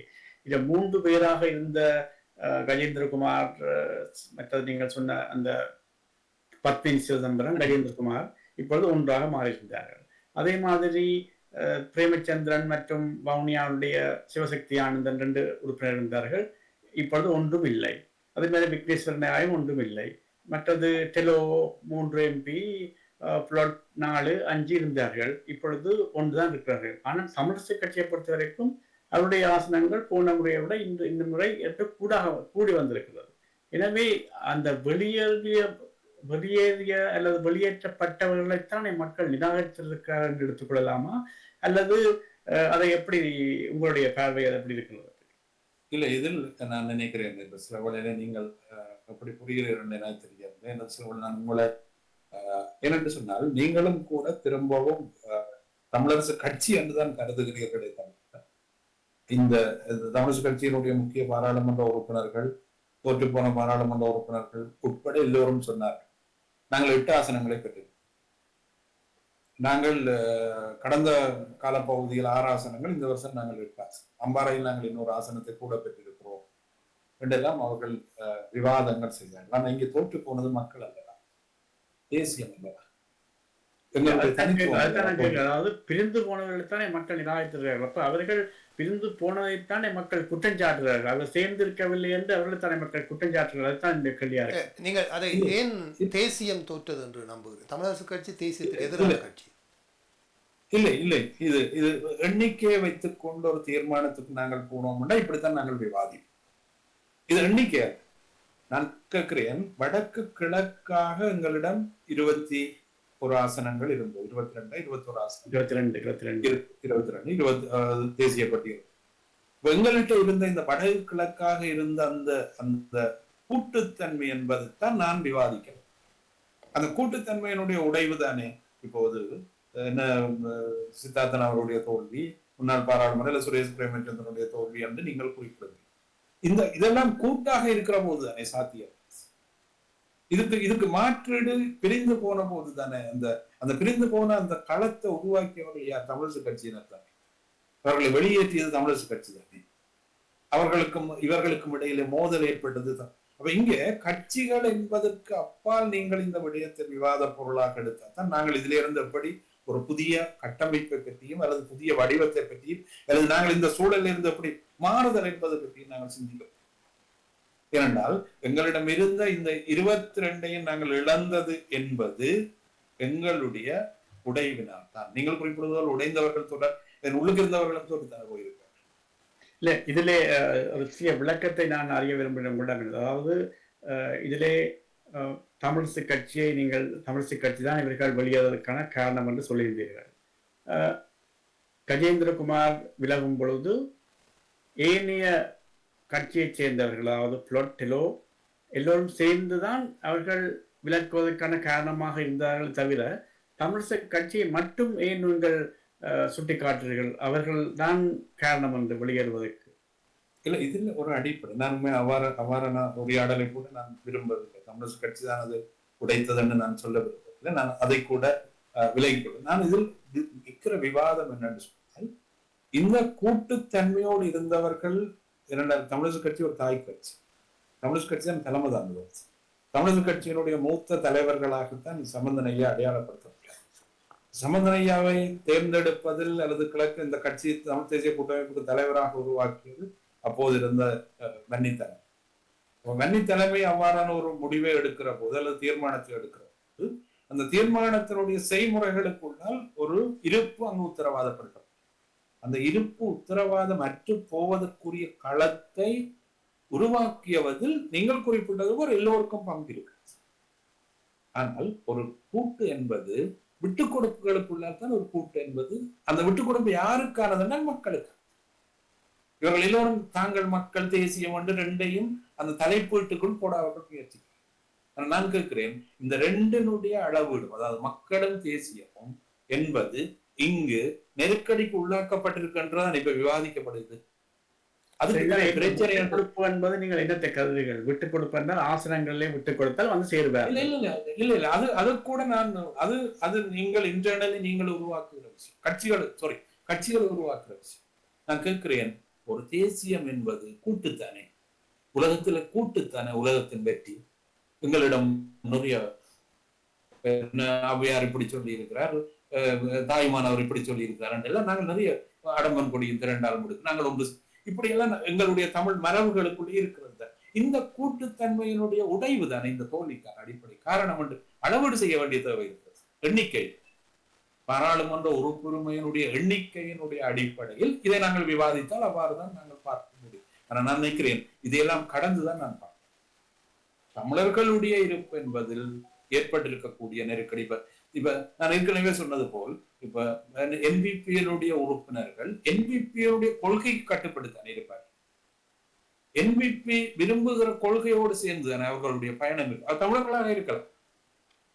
இப்ப ஏற்கனவே என்ன வடக்கிலும் கிழக்கிலும் நிறைய என்ன தென்னிலங்கை தேசிய கட்சிகளோடு சேர்ந்து போட்டியிட்டு வெற்றி பெற்று பாராளுமன்றம் சென்ற அமைச்சர்களாக இருந்தவர்கள் எல்லாம் உண்டு எங்களிடம். தமிழர்களாக இருந்தார். தமிழர்கள் என்ற ஒரே அடையாளம் தான் அவர்களிடம் இருந்தது. ஏனையவை அனைத்தும் தென்னிலங்கை கட்சிகளுடைய கட்டுப்பாட்டுக்குள் தான் அவர்கள் இயங்க வேண்டிய தேவையும் சூழல் அந்த கட்சியோட கொள்கைக்குள்ளே தானே அவர்கள் இருக்கிறார். அப்ப அந்த இடத்தில் பார்க்கிற போது தமிழர்களுடைய இருப்பு தானே இங்கே காணாமல் போயிருக்கிறது. தமிழர்கள் தங்களுடைய தமிழனாக இருந்து கொண்டு ஒரு விடயத்தை, ஒரு தேசியமாக இருந்து கொண்டு ஒரு விடயத்தை, தேசிய இனமாக இருந்து கொண்டு ஒரு விடயத்தை அதை எதிர்கொள்ளாங்க. நான் ஏற்கனவே குறிப்பிட்டது போல் ஐரிஸ் விடுதலை போராட்டம் என்பது தன்னுடைய தேசியத்தில் இருந்துதான் சர்வதேசியத்தை அது அணுகுதல் வேண்டும் என்று குறிப்பிடுகின்ற விவாதம் என்பதுதான் இங்கே. நான் இலங்கை தமிழ் தேசியத்தினுடைய தனித்துவமாக தமிழ் தேசியத்தினுடைய தனித்துவத்தோடு நான் இருந்து கொண்டுதான் இலங்கை தேசியத்தோடு நான் சேர்ந்து பயணிக்க முடியும் என்பதுதான் என்னுடைய இருப்பு, என்னுடைய வடிவம், என்னுடைய நிலைத்திருப்பு தன்மை. அதுதான் அது குறித்துடைய நியமங்கள் எல்லாவற்றையும் உடைக்கிறது தானே இந்த தேசிய கட்சிகளுடைய, இலங்கை தேசிய கட்சிகளுடைய அடிப்படையாக. அதுதான் இங்க கேள்விக்கும் விவாதத்துக்கும் உட்படுத்தப்படும்.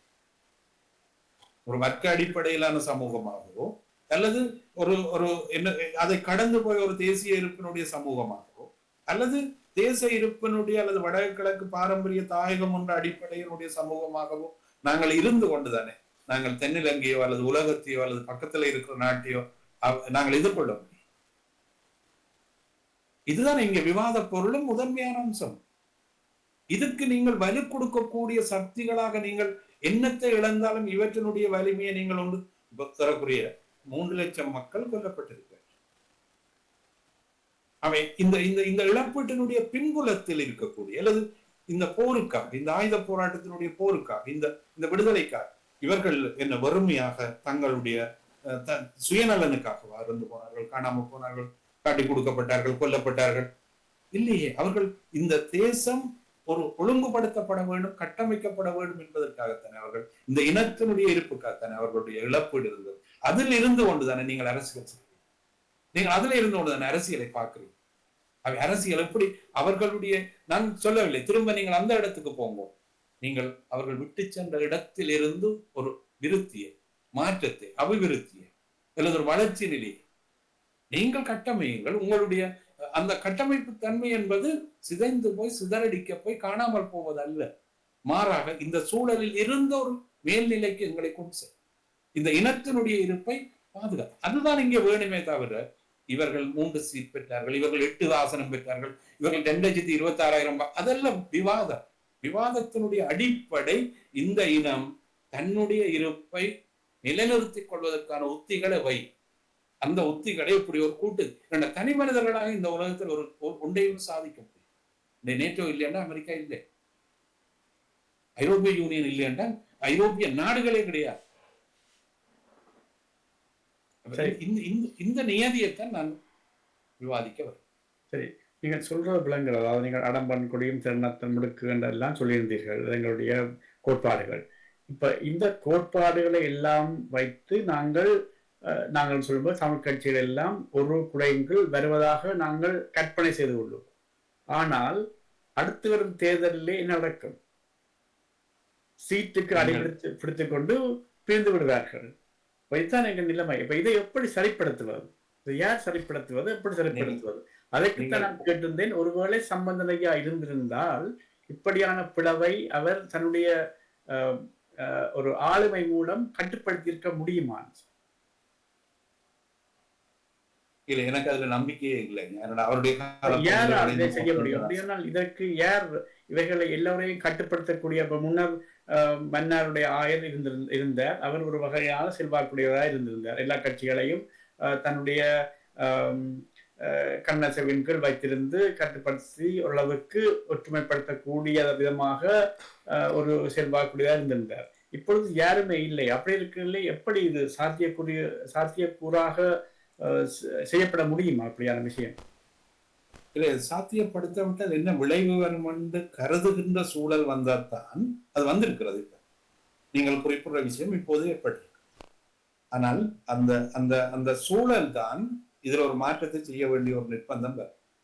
ஆனால் ஒன்றை குறிப்பிடுகிறோம், நான் நிகழக்கூடிய இந்த இந்த இந்த தேர்தலுக்காக இந்த எல்லா கட்சிகளுடைய தலைவர்களையும் அவர்களுடைய எண்ணங்களையும் அவர்களோடு மிக நீண்ட நேரங்கள் செலவு செய்து உரையாடப்பட்டதனுடைய விளைவுகள் ஒரே முடிவுதான்.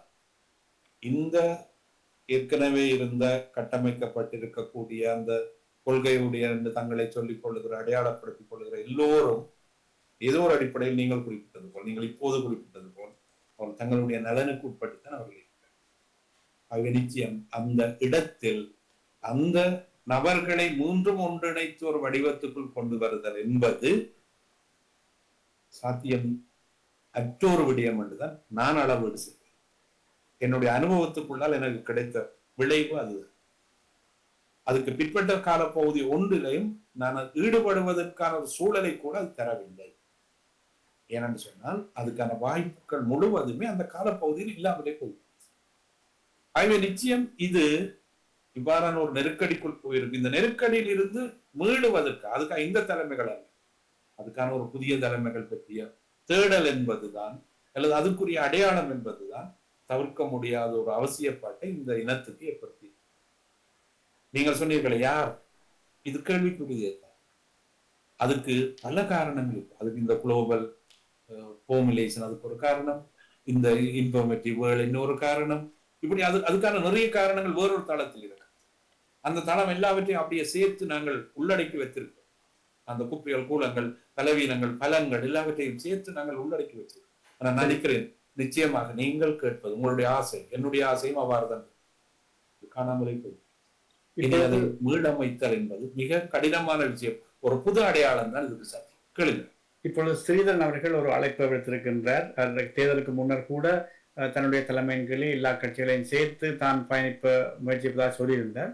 இப்பொழுதும் அதை உறுதிப்படுத்தும் விதமாக கஜேந்திரகுமாருடன் பேச்சுவார்த்தை நடத்தியிருக்கின்றார். மற்றும் வேறு கட்சிகளுடன் பேச்சுவார்த்தை நடத்த போவதாக சொல்லியிருக்கின்றார். அவர் இப்படியான ஒரு செயற்பாட்டை செய்வதற்கான ஆளுமை உள்ள தலைவராக நீங்கள் கருதுகிறீர்கள்? இல்லை, அந்த கேள்விக்கு நான் பதில் சொல்லக்கு முன்னம் நான் பொதுவாக புரிந்து கொண்டிருக்கிற ஒரு விஷயம், தமிழரசு கட்சியே அதுக்கான வாய்ப்பை அவருக்கு ஏற்படுத்துமான்றதுல எனக்கு துளி கூட நம்பிக்கை. அவர் நான் நினைக்கிறேன் பாராளுமன்றத்துக்கு தேர்ந்தெடுக்கப்பட்டவர் என்ற அடிப்படையில் அவர் அந்த விவாதத்தை முன்வைக்கலாமே தவிர உள்ளார்ந்த ரீதியில் அந்த கட்சி எங்கே இருக்கிறது என்று உங்களுக்கு தெரியும். அந்த கட்சியினுடைய நிலைப்பாடு எப்படி இருக்கிறது இந்த மக்களுக்கு தெரியும். அந்த கட்சியினுடைய இருப்பை அடுத்த நிலைக்கு கொண்டு செல்ல முடியாத ஒரு சூழலுக்குள்ளேதான் நான் நினைக்கிறேன் அந்த கட்சியினுடைய வடிவம் இருக்கு. அந்த சூழல்ல இருந்து இரண்டால் ஒரு உள்ளார்ந்த ரீதியான ஒரு கட்டமைப்பு சரியாக இருக்கிற போதுதான் அது தன்னை எஸ்டாப்ளிஷ் பண்ணிக்கொள்ள முடியும். உள்ளார்ந்த கட்டமைப்பே அது நீதிமன்றத்தில் நிற்கும். ஆகவே அது எவ்வாறு செயல்பட போகிறது என்பது எனக்கு இன்னொரு விடயத்தை குறிப்பிடுகிறேன். நீங்கள் கேட்டது போல் ஒரு கட்சியினுடைய இருப்பு என்பது ஒரு தனி மனிதனை மையப்படுத்தியதா, ஒரு தனி மனிதனுடைய ஆளுமையோடு மட்டும் மையப்படுத்தப்பட்ட ஒன்று கிடையாது. கட்சி என்பது ஒரு கூட்டுத்தன்மையினுடைய பலம். அந்த கூட்டுத்தன்மையினுடைய ஆளுமைகளுடைய சேர்க்கை தான் ஒரு கட்சியினுடைய இருப்பு. அதுதான் அந்த சமூகத்தினுடைய இருப்பாக இருக்க வேண்டும். ஒரு தனி மனிதர்களை அடையாளப்படுத்தி ஈழத்தமிழர்கள் அந்த தனி மனிதன் மீது ஒரு வேசிப்பை வைத்துக் கொண்டு வாழ்க்கை முழுவதுமே தோற்கடிக்கப்பட்டதுக்கு அந்த வேசிப் மிக முக்கியமான ஒரு காரணமாக காணப்படுது. இதுதான் நான் நினைக்கிறேன், எனக்கு புரிந்த அளவில் நான் முன்வைக்கிறேன். சரி, நிச்சயமாக அதுக்கான வாய்ப்புகள் மிக மிக மிக குறை. உங்களுடைய அந்த அச்சத்துக்கான காரணம் நான் நினைக்கிறேன் அவருக்கு எதிராக முன்னர் சுமந்திரன் அணியினர் ஒரு எதிர்ப்பு அலை இருந்தது. ஆனால் இப்பொழுது சுமந்திரன் அவர்கள் பாராளுமன்ற உறுப்பினராக இல்லை. அப்படி இருக்கும் நிலையிலே ஸ்ரீதரனார் தன்னுடைய ஆளுமையை அந்த கட்சியினுடைய நிர்வாகத்திலே செலுத்துவதிலே என்ன தடை இருக்குன்னு நீங்க நினைக்கிறீங்க? இல்லை, கட்சியே நீதிமன்றத்தில் நிற்கிற போது அந்த கட்சியை மீட்டெடுத்து வர வேண்டிய முதல் பொறுப்பு அந்த கட்சியில் இருப்பவர்களுக்கும் அதுல ஸ்ரீதரனுக்கும் ஒரு பங்கு இருக்கு. அது மட்டும் இல்லாமல் ஸ்ரீதரன் கட்சியில் தேர்ந்தெடுக்கப்பட்ட பாராளுமன்ற உறுப்பினர் ஸ்ரீதரன் அவர்கள் கட்சியில் தேர்ந்தெடுக்கப்பட்ட ஒரு தலைவர் என்று அடையாளப்படுத்தப்பட்டிருக்கிற சூழல் ஒன்று காணப்பட்டது. ஆனால் இப்போது அந்த சூழல் இல்லாமல் போய்விட்டது என்றுதான் விவாதிக்கப்பட்டது. ஊடகங்கள் அதுதான் சொல்லும், அல்லது அந்த கட்சியினுடைய உறுப்பினர்களே சொல்லுகிறார்கள் மீள தேர்தல் நடத்துதல், ஒப்பம் கையொப்பம் விட்டு நீதிமன்றத்தில் வழங்கி இருக்கிறார், நாங்கள் தவறு செய்திருக்கிறோம் அப்படின்னு சொன்னால் அவர் ஒரு கட்சியினுடைய உறுப்பினராக மட்டும்தான் இருக்கிறாரே தவிர அவர் கட்சியினுடைய தலைமைக்குரியவராக அவர் ஒரு பக்கம். இரண்டாவது, அந்த கட்சியினுடைய கட்டமைப்பில் இப்போதும் இப்ப நடந்த பாராளுமன்ற தேர்தலில் வேட்பாளர்களுடைய தெரிவு எவ்வாறு சாத்தியம், அந்த வேட்பாளர்களுடைய தெரிவினுடைய பின்புலத்தில் இருந்தவர் யார்? சரி, அதுவும் முடிந்து போகட்டும். அந்த தேர்தல் தோல்விக்கு பிறகு இன்னொரு கட்டம், தேசிய பட்டியல் உறுப்பினரை யார் தேர்ந்தெடுத்தார், தேசிய பட்டியல் உறுப்பினரை யார் தேர்ந்தெடுக்கப்படணும் என்ற விவாதம் இந்த மக்களிடம் இருந்து எழுந்தது. நான் குறிப்பிடவில்லை, நான் ஒருடம் சொல்லவில்லை, ஆனால் நிறைய பேர் சொன்னார். அவை இந்த இடங்களில் எல்லாவற்றையும் நீங்கள் தொகுத்து பாருங்கள், அளவீடு செய்து பாருங்கள். அதுக்கு பின்னால் தான் அவர் அந்த விடயத்தை சாதிக்க முடியுமா என்ற ஒரு கேள்வியும் அதுக்குரிய பதிலும் அங்கு உத்தரவாதப்படும். சரி, இப்பொழுது பாராளுமன்றத்தினுடைய அரசியல் அமைப்பு பேரவைக்கு ஸ்ரீதரன் அவர்கள் ஒரு உறுப்பினராக, சிறுபான்மையின மக்களுடைய உறுப்பினராக தெரிவு செய்யப்பட்டிருக்கின்றார். அதை கஜேந்திரகுமார் அவர்கள் முன்மொழிந்திருக்கின்றார். இந்த அரசியலமைப்பு பேரவைதான் எதிர்காலத்திலே ஓரளவுக்கு ஏதாவது ஒரு தமிழ் தேசிய தமிழ் பிரச்சனைக்கான ஒரு அரசியல் தீர்வு வரும் பொழுது முக்கியமான ஒரு பங்கு வகிப்பதற்கான சாத்தியக்கூறுகளும் இருக்கின்றன. அந்த வகையிலே சிறிதனால் இதற்குரிய ஒரு வகிபாகத்தை முழுமையாக வழங்க முடியும் என்று நீங்கள் கருதுகிறீர்களா? கஜேந்திரகுமார் அதை தெரிந்துதான் தான் அங்கே போகாமல் இவரை விட்டு இந்த ஒரு சதுர ஆட்டத்திலே இவருடைய செயற்பாட்டை மக்கள் முன் வெளிப்படுத்த வேண்டும் என்பதன் காரணமாக இவரை முன்மொழிந்திருக்கிறார் சொல்லப்படுகின்றது. இதை பற்றி நீங்கள் என்ன, அதாவது சுமந்திரன் முன்னர் பேசும்பொழுது சொல்லியிருந்தார், நான் தேவையில்லை, என்னை என்னை இன்னும் ஒரு சட்டத்தரணி இருக்கிறார் தானே கஜேந்திரகுமார், அவர் பார்த்துக் கொள்வார் என்று அவர் ஒரு நக்கலாக சொல்லியிருந்தார். அதே போல இவர் அதை சொல்லாமலே தான் அந்த பேரவைக்கு போகாமல் சிறிதனர்களை முன்மொழிந்திருக்கின்றார். இது பற்றி உங்களுடைய கருத்து என்ன? நான் இதை 2 விதமாக பார்க்கிறேன். நீங்கள் குறிப்பிடுகின்ற வாதங்களை நான் அதிகம் முதன்மைப்படுத்த நான் விரும்பவில்லை. மாறாக நான் எப்படி அதை விளங்கிக் கொள்ளுகிறேன் என்று சொன்னால், இந்த பாராளுமன்றம் 3/2 பெரும்பான்மையை தனக்குள் கொண்டிருக்கிறது. ஆகவே சிறுபான்மை தேசியங்கள் தங்களுடைய இருப்பை அல்லது தங்களுடைய வடிவங்களை எப்படி இந்த பாராளுமன்றத்தில் வென்றெடுப்பது என்பது மிக பிரதானமான ஒரு கேள்வி. அதை கடந்து இந்த பாராளுமன்றமும் இந்த அரசாங்கமும் இந்த ஆட்சி முறையும் சிறுபான்மை தேசியங்களுக்கு அல்லது குறிப்பாக தமிழ் தேசியத்துக்கு ஏதாவது பங்காற்ற வேண்டும் என்று அது தமிழ் மக்களுக்கு கருதுமாக இருந்தால் அதனுடைய செய்முறை வேறு. அது பற்றி நான் என்னுமே அளவீடு செய்யவில்லை, அதற்குரிய மதிப்பீட்டுக்கு என்ன போகவில்லை. ஆனால் அதுக்கான சூழலை காண முடியாத ஒரு அவதானிப்பை தான் நான் கொண்டிருக்கிறேன். ஆனால் இருந்தாலும் ஒரு ஒரு ஒரு நம்பிக்கையோடு அல்லது அதுக்கான ஒரு பயணத்தில் ஒரு அரசியல் சமூகம் பயணிக்கிற போது அதோடு சேர்ந்து பயணிக்க வேண்டிய ஒரு தேவைப்பாடு அல்லது அதனை அளவீடு செய்ய வேண்டிய தேவைப்பாடு எங்களுக்கு. 2வது முக்கியமான விஷயம், இந்த 2 கட்சியினுடைய உறுப்பினர்களும் ஒன்று சேர்ந்திருப்பது என்பதை ஒரு பிளஸாக நான் கருதுகிறேன். நான் என்னுடைய அவதானிப்பு நீங்கள் குறிப்பிட்ட அந்த ஏனைய அம்சங்களை விட இப்ப அவருடைய ஆளுமை, அவருடைய இப்ப உண்மையிலேயே இதுல நான் இந்த பெயர்களை முதன்மைப்படுத்துவதில் அதிகம் எனக்கு நெருக்கீடுகள் என்னிடம் வருவதுண்டு. அதனால் நான் தவிர்க்க விரும்புவது அதிகம் உண்டு. ஆனாலும் இந்த சட்ட வலுவோடு சார்ந்தும் சட்ட வியாக்கியானங்களோடு சார்ந்துதான் கான்ஸ்டிடியூஷன் என்பது ஒன்று இலங்கை தீவை பொறுத்தவரையில் முதன்மைப்படுத்தும். அது அடுத்த நிலைக்குள் இல்லை, அது சமூகமாக, இனமாக அல்லது இந்த உற்பத்தி பொறிமுறையாக, சக்தியாக அதனுடைய தளத்தில் இருந்து கொண்டு இந்த அரசியல் யாப்பு உண்மையில் கட்டமைக்கப்பட்டிருக்கவில்லை இலங்கை தீவை பொறுத்தவரை. அது இப்போ உலகத்தினுடைய செய்முறைகளில் அல்லது பிரித்தானிய மரபுகளுக்குள்ளே இருந்து நாங்கள் பார்த்தோம்னா அது வேறு ஒரு வழி. ஆனால் இலங்கையினுடைய அரசியல் யாப்பினுடைய மரபு என்பது சட்ட நுணுக்கங்களுக்குள்ளால் கட்டமைக்கப்படும். அந்த இடத்தில் சட்டத்தினுடைய வலிமை உள்ளவர்கள் தான் அதிகமான தாக்கத்தையும் பிரதிபலிப்புகளையும் ஏற்படுத்தக்கூடியவர்களாக இருப்பார்கள் என்பது பொதுவான ஒரு எடுப்பு. அந்த தளத்தில் நீங்கள் குறிப்பிடுகின்ற விடயம் ஒரு முதன்மையானது. அதாவது அது சார்ந்து இருக்கக்கூடிய அம்சங்களினுடைய பிரதிபலிப்புகள் அங்கு ஏற்படக்கூடியதாக இருக்கு. ஆனால் இன்னொரு தளத்தில் சில வேளைகளில் அது சட்ட பிரமாணங்களை கடந்து அது பயணிக்க போகிறதா என்ற ஒரு கேள்வி ஏற்படுகின்ற போது அதுக்கான வாய்ப்புகள் இந்த தெரிவுகளுக்குள்ளால் சாத்தியப்படுத்த முடியுமா என்ற ஒரு கேள்வியும் இதில் மிக பிரதானமாக நினைக்கிறதுல 3 லேயர்ஸ் இருக்கு. ஒன்று தென்னிலங்கையினுடைய பாராளுமன்றத்தினுடைய இருப்பு, 2வது சட்டவலவினுடைய இருப்பு, 3வது அதை கடந்து இந்த புதிய அரசியல் யாப்பு எண்ணம் கொள்ளுகிறதா.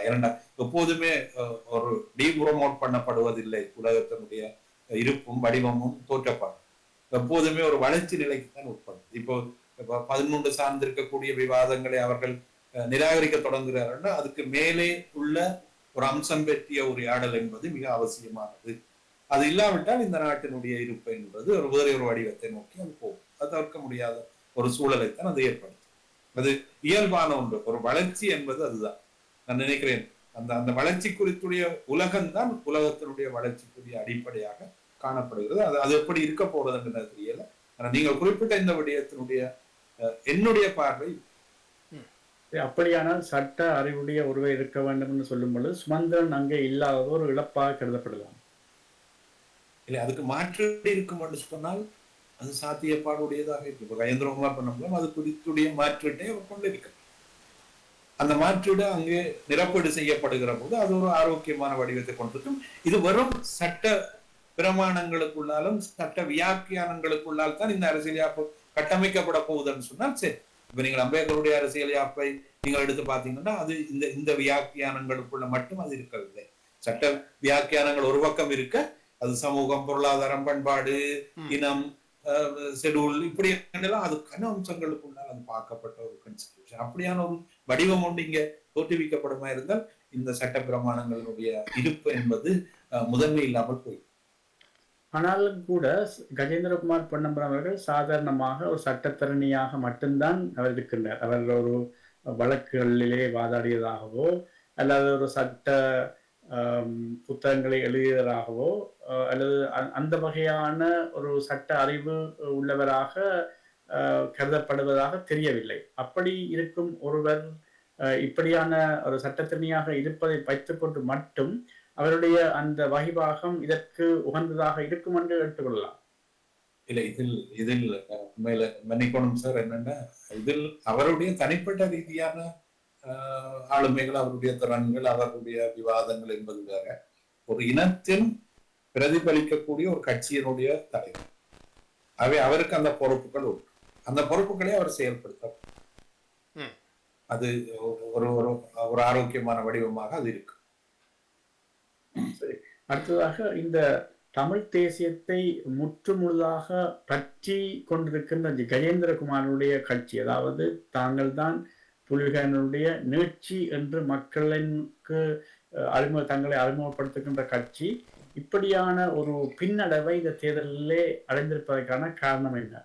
நாங்கள் ஏனைய கட்சிகளை நாங்கள் புறந்தள்ளிவிட்டாலும் கூட அவர்கள் செய்த பிள்ளைகள் அல்லது அவர்கள் தமிழிசை கட்சியை எடுத்துக்கொண்டால் சுமந்திரன் தமிழ் தேசிய நீக்கம் செய்கின்றார் என்று சொன்னார்கள். அப்படியான வெவ்வேறு குற்றச்சாட்டுகள் இருந்தன. அப்படி இருந்த பொழுதிலும் கூட தமிழ் தேசிய மக்கள் முன்னணியானது பல போராட்டங்களை நடத்தி கொண்டிருக்கின்றது. தமிழ் மக்களுடைய இருப்பை கனிகளை பாதுகாக்க வேண்டும், இருப்பை பாதுகாக்க வேண்டும் என்று சொல்லி பல வகையான போராட்டங்கள் திருவண்ணாமலையில் இருந்தான, யாழ்ப்பாணத்தில் தான் செய்திருந்தார்கள். அப்படி இருந்தும் மக்கள் இவர்களை போன கடந்த தேர்தலை விட ஒரு குறைந்தளவான வாக்குகளை கொடுத்து பின்தங்கிய நிலைக்கு தள்ளிவிட்டார்களே. அதாவது தமிழிசை கட்சியினுடைய வாக்கு வீழ்ச்சி வீதத்தை விட யாழ் மாவட்டத்தில் இவருடைய வாக்கு வீழ்ச்சியானது கூடுதலாக இருக்கின்றது. இதற்கான காரணம் இல்லை, அது ஒரு வகையில் அது வெளிப்படையாகவே முன்கூட்டியே அது தெரிந்து கொள்ளக்கூடிய ஒரு விடயமாகவே இருக்குது. ஆனா நீங்கள் தெரிந்து கொள்ள சொல்றீர்கள். ஆனா அவர்களோ தங்களுக்குத்தான் இந்த முறை தமிழ் மக்களுடைய ஆசிரியர்களிலே அறுதி பெரும்பான்மை கிடைக்கும் என்று நம்பிக்கை இருந்தார்கள். ஆனால் இப்ப ஒரு விடயம் சார், இது நீங்கள் விவாதிக்கிற அந்த தளத்தில் இருந்து நான் பார்க்கிற போது அரசியல் கட்சிகள், அனைத்து அரசியல் கட்சிகளும் தங்களுக்கு 6 ஆசனம், தங்களுக்கு 4 ஆசனம், தங்களுக்கு அது இயல்பான ஒரு விடயம், அது மக்கள் மீது. ஆனால் இப்ப நீங்கள் கேட்டுக்கொண்டதன்படி இப்ப தமிழ் தேசிய மக்கள் முன்னணியை பொறுத்தவரையில் அது ஒரு மக்கள் மயப்படுத்தலில் என்னமே ஒரு முழுமை பெறாத ஒரு சூழலுக்குள்ளேதான் இருக்கு. அது குறிப்பாக கடந்த பாராளுமன்ற தேர்தலில் ஏற்பட்ட அதுக்குரிய நெருக்கடி, இந்த பாராளுமன்ற தேர்தலில் என்ன மேயரா இருந்தவர் மணிவண்ணன் வெளியேற்றப்பட்ட ஒரு செய்முறை என்பது ஒன்று. மற்றது பெருமளவுக்கு அவர்கள் வடக்கு மையம் என்றதை விட அவர் யாழ்ப்பாண மையமாகத்தான் அவர்களுடைய கட்சியுடைய, அதுக்கு வெளியே அவர்கள் பயணம் செய்வதற்கு இப்ப தமிழரசு கட்சியை பொறுத்தவரை அது வடகிழக்கு முகம் அதிடம் இருக்கு. இவர்கள் அந்த இடத்தில் இவர்களுடைய விஸ்தரிப்புகளோ, இவர்கள் ஒரு அணியை திரட்டியதோ அல்லது மக்கள், இப்ப நீங்கள் போராட்டம் என்று குறிப்பிட்டீர்கள், அந்த போராட்டத்தில் ஈடுபடுகிற போது மிக எண்ணிக்கையில் அந்த போராட்டங்கள் முக்கியமானவையாக இருந்தாலும் அவர்களோடு சேர்ந்து போராடுபவர்களுடைய எண்ணிக்கை குறைந்ததாகத்தான். அது நாங்கள் அதுக்கு சில வேளையில் நீங்கள் சொன்னது போல அந்த நீட்சி என்பதனுடைய பிரதிபலிப்பு ஒரு காரணமாக இருக்கலாம், அல்லது அவர்கள் பிறர் மீது பிற கட்சிகள் மீது வைக்கின்ற விமர்சனங்கள் ஒரு காரணமாக, இப்படியாது அது அவர்கள் அளவீடு செய்ய வேண்டிய விடயம் மட்டும் தான் நான் நினைக்கிறேன். நாங்கள் விவாதிப்பதை விட அவர்கள் உண்மையிலே அந்த மக்களோடு சேர்ந்து பயணிப்பதில் அவர்களிடம் நிறைய, அந்த மக்களை சேர்த்து கொண்டு பயணிப்பதில் அவர்களிடம் நிறைய குழப்பங்களும் நெருக்கீடுகளும் அவர்களுக்கு உண்டு. அதுதான் நான் நினைக்கிறேன் இந்த வகையான ஒரு நிலைக்கு காரணம். போன தடவை கூட அவர்கள் அந்த 2 ஆசனங்களை பெறுவதற்கு பின்னால் இருந்து அவர்களுடைய வாக்குகளினுடைய எண்ணிக்கை, ஆனால் அதுக்குரிய வாய்ப்பு இந்த முறை இல்லாம போனதுக்கு பின்னால் இருந்த முக்கியமான காரணம் அவர்கள் மக்கள் மயப்படுத்துவதில் அந்த கட்சி அந்த 5 வருட தேர்தல் பாராளுமன்றத்தினுடைய ஆசனங்கள் அல்லது பாராளுமன்ற 2 பாராளுமன்ற உறுப்பினர்கள் இருந்தும் கூட அந்த மக்களோடு சேர்ந்து அவர்கள் பயணிப்பதில் அவர்கள் நிறைய கொள்கை சார்ந்த அடிப்படையில் சில விடயங்களில் முதன்மை கொடுத்ததினாலும் அவற்றுக்கு தான் முக்கியத்துவம். அதாவது கொள்கை எப்போதும் சொல்லுவார்கள், கொள்கை எப்போதும் அல்லது கோட்பாடு எப்போதும் சாப்பாடு கூடாது. அந்த சூழல் என்பதில் இருந்து அவர்கள் விடுபட அது அவர்கள் சார்ந்தது, அவர்களுடைய கட்சி சார்ந்தது. அவர்கள் கட்சிக்குள்ளே அதை விவாதித்து ஒழுங்குபடுத்தி அது சார்ந்து ஒரு மாற்றம் செய்யப்பட வேண்டும் என்றுதான் நான் கருத்து. நிச்சயமாக நீங்கள் குறிப்பிட்டது போல் இந்த சூழல், இந்த பாராளுமன்ற சூழலில் தனுஷ் கட்சியினுடைய உடைவு பெரிய அளவில் இருந்த போது அதுக்குரிய வாய்ப்பு முழுவதையும் உண்மையில் தமிழ் தேசிய மக்கள் முன்னணியே பெற்றிருக்க வேண்டும். மறுவளமாக அது ஒரு வைத்தியரும் சாதாரண சுயேட்சை குழுவில் என்ற ஒரு வைத்தியரும் அதே போன்று என்பிபியும் அதை குறித்துடையதை பெற்றுக்கொண்டு செல்வது என்பது இந்த கட்சியினுடைய கொள்கைகளும் அவற்றினுடைய நடவடிக்கைகளும் அவர்களுடைய நிலைப்பாடு என்ன என்பது எங்களுக்கு தெளிவாக தென்படும். ஒருவரை குற்றம் சாட்டுவதல்ல, இது அந்தந்த கட்சிகள் சார்ந்து இருக்கக்கூடிய பலவீனங்களைத்தான் நாங்கள் அளவீடு செய்ய முடியும். அதிலிருந்து அவர்கள் மீள்வதற்கான வாய்ப்புகளும் சூழல்களும் உண்டு. இந்த 3.3% தான் கடந்த தேர்தலில் குமார சாநாயக்கா பெற்றிருந்தார். ஜனாதிபதி வேட்பாளராக நின்றபோது அவர் பெற்ற வாக்குகளுடைய பெர்சன்டேஜ்.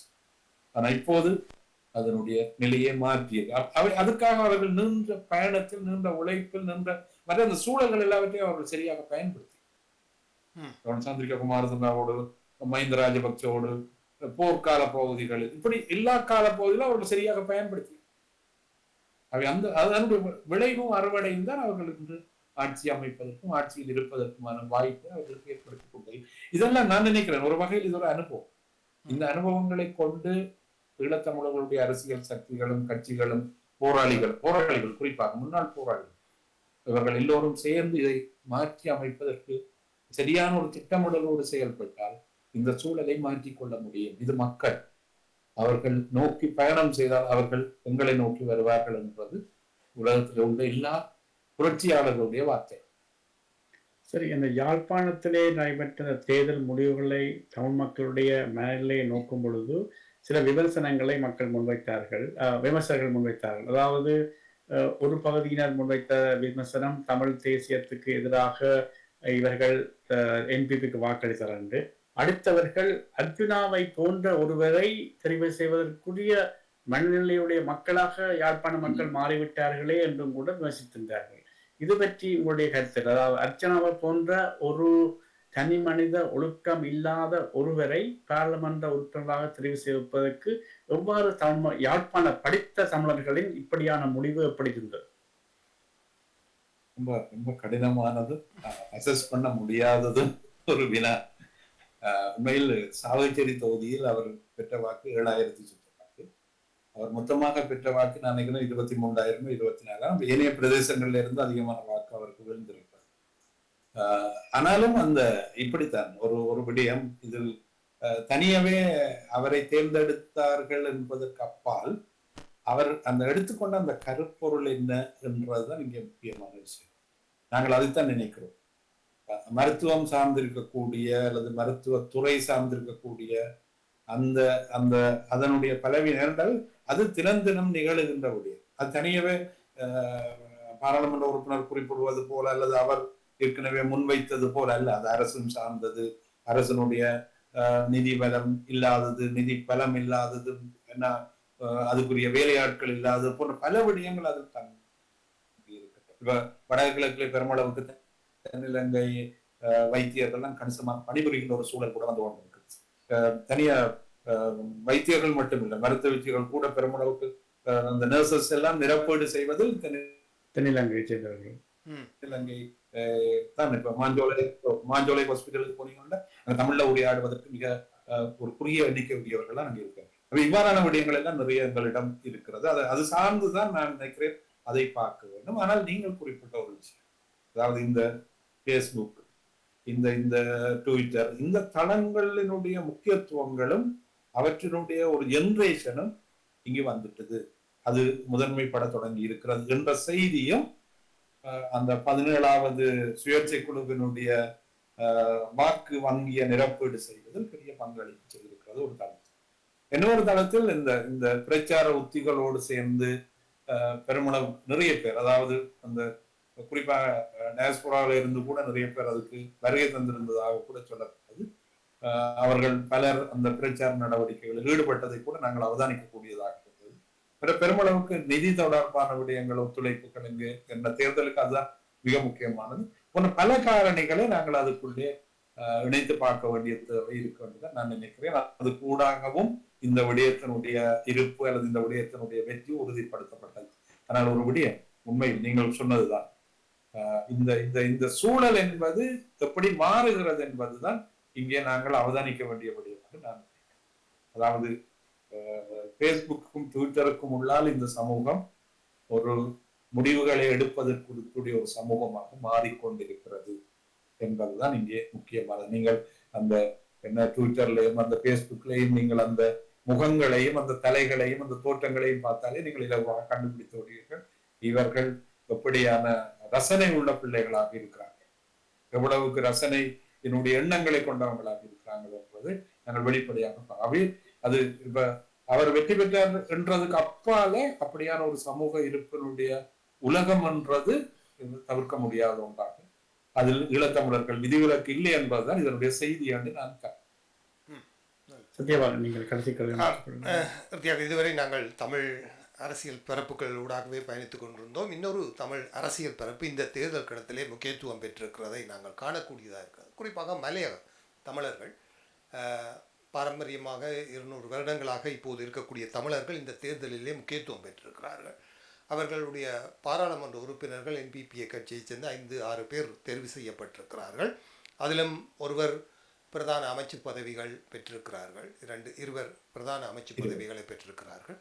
இந்த மாற்றம் என்பதை என்பிபியினர் தமிழ் மக்களுடைய பிரச்சனையை தொடர்பாக அவர்களுக்கு இருக்கக்கூடிய வரையறைகள், தமிழ் கட்சிகளுடன் இருக்கக்கூடிய ஈடுபாடுகள் என்பதற்கு அப்பால் அவர்கள் அந்த சமூகத்தை உடைய பிரச்சனைகளுக்கு அதிக முக்கியத்துவம் கொடுப்பதை நாங்கள் இப்போது பார்க்கிறோம்.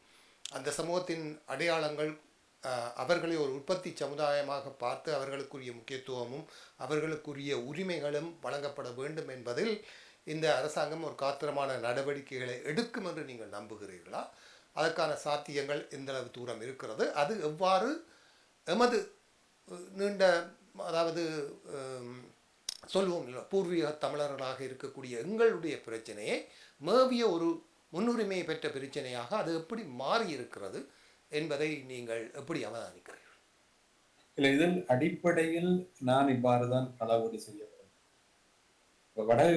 வடக்கு மக்கள் என்பிபிக்கு வாக்களித்தார்கள் என்ற ஒரு தகவலை தொகுத்து பார்க்கிற போது நான் நினைக்கிறேன் பெருமளவுக்கு அந்த வாக்கு எங்களுடைய கரையோர சமூக மக்களால் தான் வழங்கப்பட்டது. என்பிபிக்கான வாக்கு உண்மையிலேயே அன்பா குமாரசாமிக்காவும் அவர்களை நோக்கி அவர்களை மையப்படுத்தி தான் நம்ம தேர்தல் மேடையை கூட கட்டமைத்திருக்கிறார். ஆகவே அந்த தளத்தில் யார் ஒடுக்கப்பட்டிருக்கிறார்கள், யார் பலவீனமானவர்களாக இருக்கிறார்கள், யார் நெருக்கடிக்கு உட்படுத்தப்பட்ட, ஏனென்றால் ஜேவிபியினுடைய அந்த மரபுகளிலும் அந்த ஒடுக்கப்பட்டவர்கள் சார்ந்திருக்கக்கூடிய அந்த சாதாரண மக்களிடம் இருந்துதான் அவர்கள் அதை கல்வியாகவும் எண்ணமாகவும் கொண்டிருந்தார்கள். ஆக அதுக்குள்ளால் தான் அவர்கள் அந்த மேட்டுக்குடிய அந்த மேல்நிலை அரசியலுக்குள்ளே, இப்ப நீங்கள் சாதாரணமாக ஜனாதிபதியாக வந்தபோது பாராளுமன்ற ஓப்பனிங் அவர் போற போது நான் நினைக்கிறேன் ஒரு டை கூட இல்லை அவரிடம், ஜனாதிபதியிடம். அப்ப என்னன்னு சொன்னா அவர்கள் அவ்வாறான அது அவருடைய கரஸ்மாண்டு தான் நான் அளவீடு செய்வது உண்டு. அந்த சாதாரணமான மக்களுடைய இருப்போடு அவர்கள் பயணம் செய்கின்ற சூழல் என்பது மலைய மக்களுடைய இருப்பையும் மலைய மக்களுக்கு உரிய அந்த அரசியலை நான் நினைக்கிறேன் பெருமளவுக்கு மலையகத்தில் எழுந்திருந்த அந்த மேட்டுக்குடி நிரப்பீடு செய்தது. அதை அவர்கள் உடைத்தார். ஆனா இதுல ஒரு மிக முக்கியமான ஒரு விவாதம் முதன்மைப்படுத்தப்பட வேண்டும். இந்த 200 வருடங்களுக்கு பின்னர் மலையக மக்கள் ஒரு தேசியமாக அல்லது தேசிய இனமாக தங்களை கட்டமைக்க எழுந்த அந்த அந்த அந்த போஸை நான் நினைக்கிறேன் என்பிபி தன்னுடைய கட்டுப்பாட்டுக்குள் கொண்டு வந்திருக்கிறது. அந்த அந்த கட்டுப்பாட்டுக்குள்ளே அது கொண்டு வந்திருக்கின்ற அந்த இந்த எண்ணம் என்பது நான் நினைக்கிறேன் அவர்களினுடைய இருப்புக்கு ஒரு ஆரோக்கியமானதாக இருக்குமா அல்லது நெருக்கடியை கொடுக்குமா என்ற ஒரு சந்தேகம்.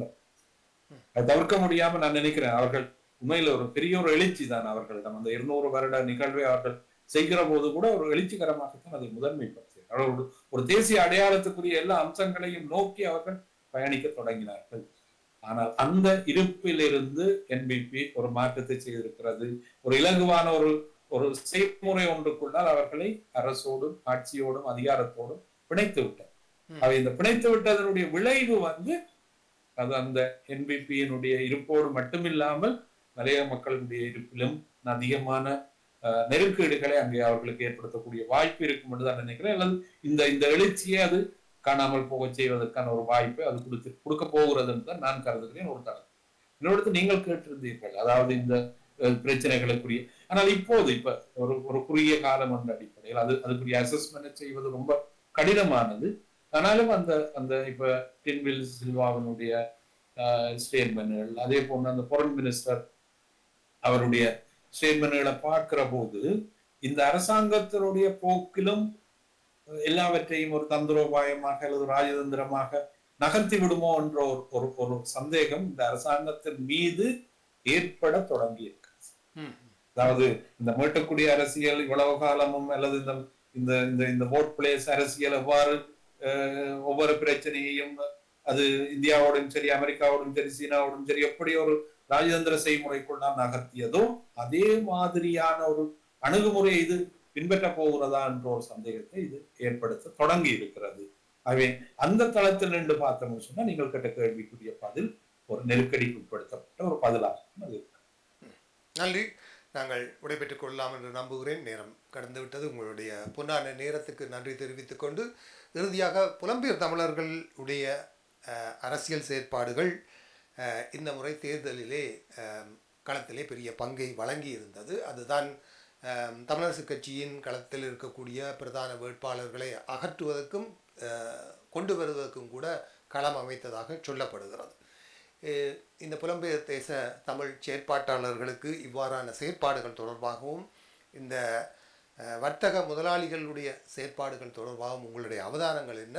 நீங்கள் சாதாரண தமிழ் புலம்பெயர் தமிழர்களுக்கு, அதாவது அர்ச்சனா போன்ற ஒரு பாராளுமன்ற உறுப்பினர்களை உருவாக்குவதற்கு நிதி வழங்கிய சாதாரண புலம்பெயர் தமிழர்களுக்கு நீங்கள் என்ன சொல்ல விரும்புகிறீர்கள்? இல்லை, இதில் யாரையும் முன்னிறுத்தி குற்றம் சொல்வதல்ல. மாற்றங்களை நோக்கி இந்த சமூகம் போற போது அந்த மாற்றத்துக்கு இணையானதாக அல்லது ஈடுபடுத்தக்கூடியதாக முன்வைக்கப்படுகின்ற எல்லா விடயங்களும் ஒரு கருத்தியல் சார்ந்தும் உண்மை சார்ந்தும் அதனுடைய யதார்த்தத்துக்கு உட்பட்ட வடிவம் சார்ந்தும் கட்டமைக்கப்பட வேண்டும் என்பது தவிர்க்க முடியும். போலித்தனமான அல்லது பலவீனமான சூழல்களை நாங்கள் மீள உருவாக்குவமாக இருந்தால் அதனால் ஏற்பட போற விளைவு இந்த சமூகத்தினுடைய இருப்பினுடைய நீட்சி என்னமே துயரமானதாக இருக்கப்படுகின்ற போது இது படிப்படியாக இதனுடைய இருப்பு காணாமல் போகின்ற ஒரு நிலையை கொண்டு செல்லும். அது சில வேளைகளில் புலம்பெயர்ந்த தளத்தில் இருக்கிற அல்லது இந்த நீங்கள் சொன்னது போல் இந்த கார்பரேஷன் கம்பெனிகளினுடைய ஆதிக்கத்திற்குள் இந்த தேர்தல்கள் அனைத்தும் கொண்டு சேர்க்கப்படுகிற போது ஏற்படக்கூடிய விளைவுகள் நிச்சயமாக அது தேசிய இருப்பையோ அல்லது சுதேசத்தினுடைய அடையாளங்களையோ அது ஒரு போது பாதுகாப்பு அது அந்தந்த கம்பெனிகளுடைய நலன்களுக்கு உட்பட்டதாகவும் அந்த முதலாளிகளினுடைய நலன்களுக்கு உட்பட்டதாகவும் அது அமையும். ஆனால் அது பெருமளவுக்கு அது தேசியத்தினுடைய இருப்போடு சேர்ந்து அது பயணிக்கக்கூடிய ஒரு தளத்தை அது உண்மையில் கொள்ளாது. நிச்சயமாக இதில் முதன்மைப்படுத்தப்படுகின்ற இதுக்கு மாற்றீடுகள் அல்லது இது பற்றிய புரிதல்கள், இது பற்றிய நியாயப்பாடுகள் நிறைய உரையாடப்பட்டு அதுக்குரிய தீர்வுகள் எட்டப்பட வேண்டும். என்றால் இந்த பயணம் என்பது ஒரு அபாயம், இந்த போக்கு என்பது ஒரு அபாயமானது. இந்த போக்கு முழுமையாக கையகப்படுத்தப்படுமாக இருந்தால் அந்த முதலாளித்துவ சமூகத்தினுடைய அல்லது இந்த முதலாளித்துவத்தினுடைய இருப்பினால் கபலீகரம் செய்யப்படுமாக இருந்தால் இங்கு நீங்களோ நானோ விவாதிப்பதற்கு ஒன்றுமே இருக்காது, காணாமலே போயிடும். அதுதான் உண்மையானது. அதை புரிந்து கொள்ளுதல் என்பது நிச்சயமாக எங்களுக்கு தேவை. அதை நீங்கள் எவ்வளவுக்கு புலம்பெயர்ந்த தளத்தில் இருப்பவர்கள் அதை அளவீடு செய்கிறார்கள் என்பதை பொறுத்துத்தான் இதனுடைய இரண்டாவது இப்ப ஈழத்தமிழர்களுடைய அரசியல்ல ஒரு பகுதியினர் இதற்குரிய ஒரு 50% ரோல் யார் எடுக்கிறார்கள்னா புலம்பெயர்ந்த தளத்தில் இருப்பவர்கள் எடுக்கிறார்கள். ஆகவே ஆகவே இந்த அந்த அந்த 50% எடுக்கிறது சரியாக தவறான்றதை பொறுத்துதான் இங்கேயும் சரியா தவறா என்ற தீர்மானம் சாத்தியம். அது மிக மிக அவதானிக்கப்பட வேண்டிய ஒரு விஷயம் என்றுதான் நான் கருதுகிறேன். நல்லது. நன்றி. ஒரு நீண்ட நேரம் நீண்ட உங்கள் நேரத்தை ஒதுக்கி நம்மோடு இணைந்து கொண்டதற்கு மீண்டும் நமது நன்றிகளை தெரிவித்து நாங்கள் உங்களிடமிருந்து விடைபெறுகிறோம். பேராசிரியர் கேட்டி. இருவருக்கும் என்னுடைய நன்றி. நல்ல விஷயங்கள், நல்ல கேள்விகள், நல்ல உரையாடல்கள். உண்மையில் இது என்னுடைய இருப்புக்கும் என்னுடைய வடிவத்துக்கும் என்ன ஒரு ஆரோக்கியத்தை தந்திருக்கக்கூடிய கலந்துரையாடல் என்றுதான் நான் நினைக்கிறேன். நன்றி இருவரும். மிக்க நன்றி. நன்றி, வணக்கம். நேர்களே, இதுவரை நாம் யாழ் பல்கலைக்கழக அரச அறிவியல் துறை தலைவர் பேராசிரியர் கேடி கணேசலிங்கம் அவர்கள் கலந்து சிறப்பித்த சதுரங்கம் இடம்பெற கேட்டீர்கள்.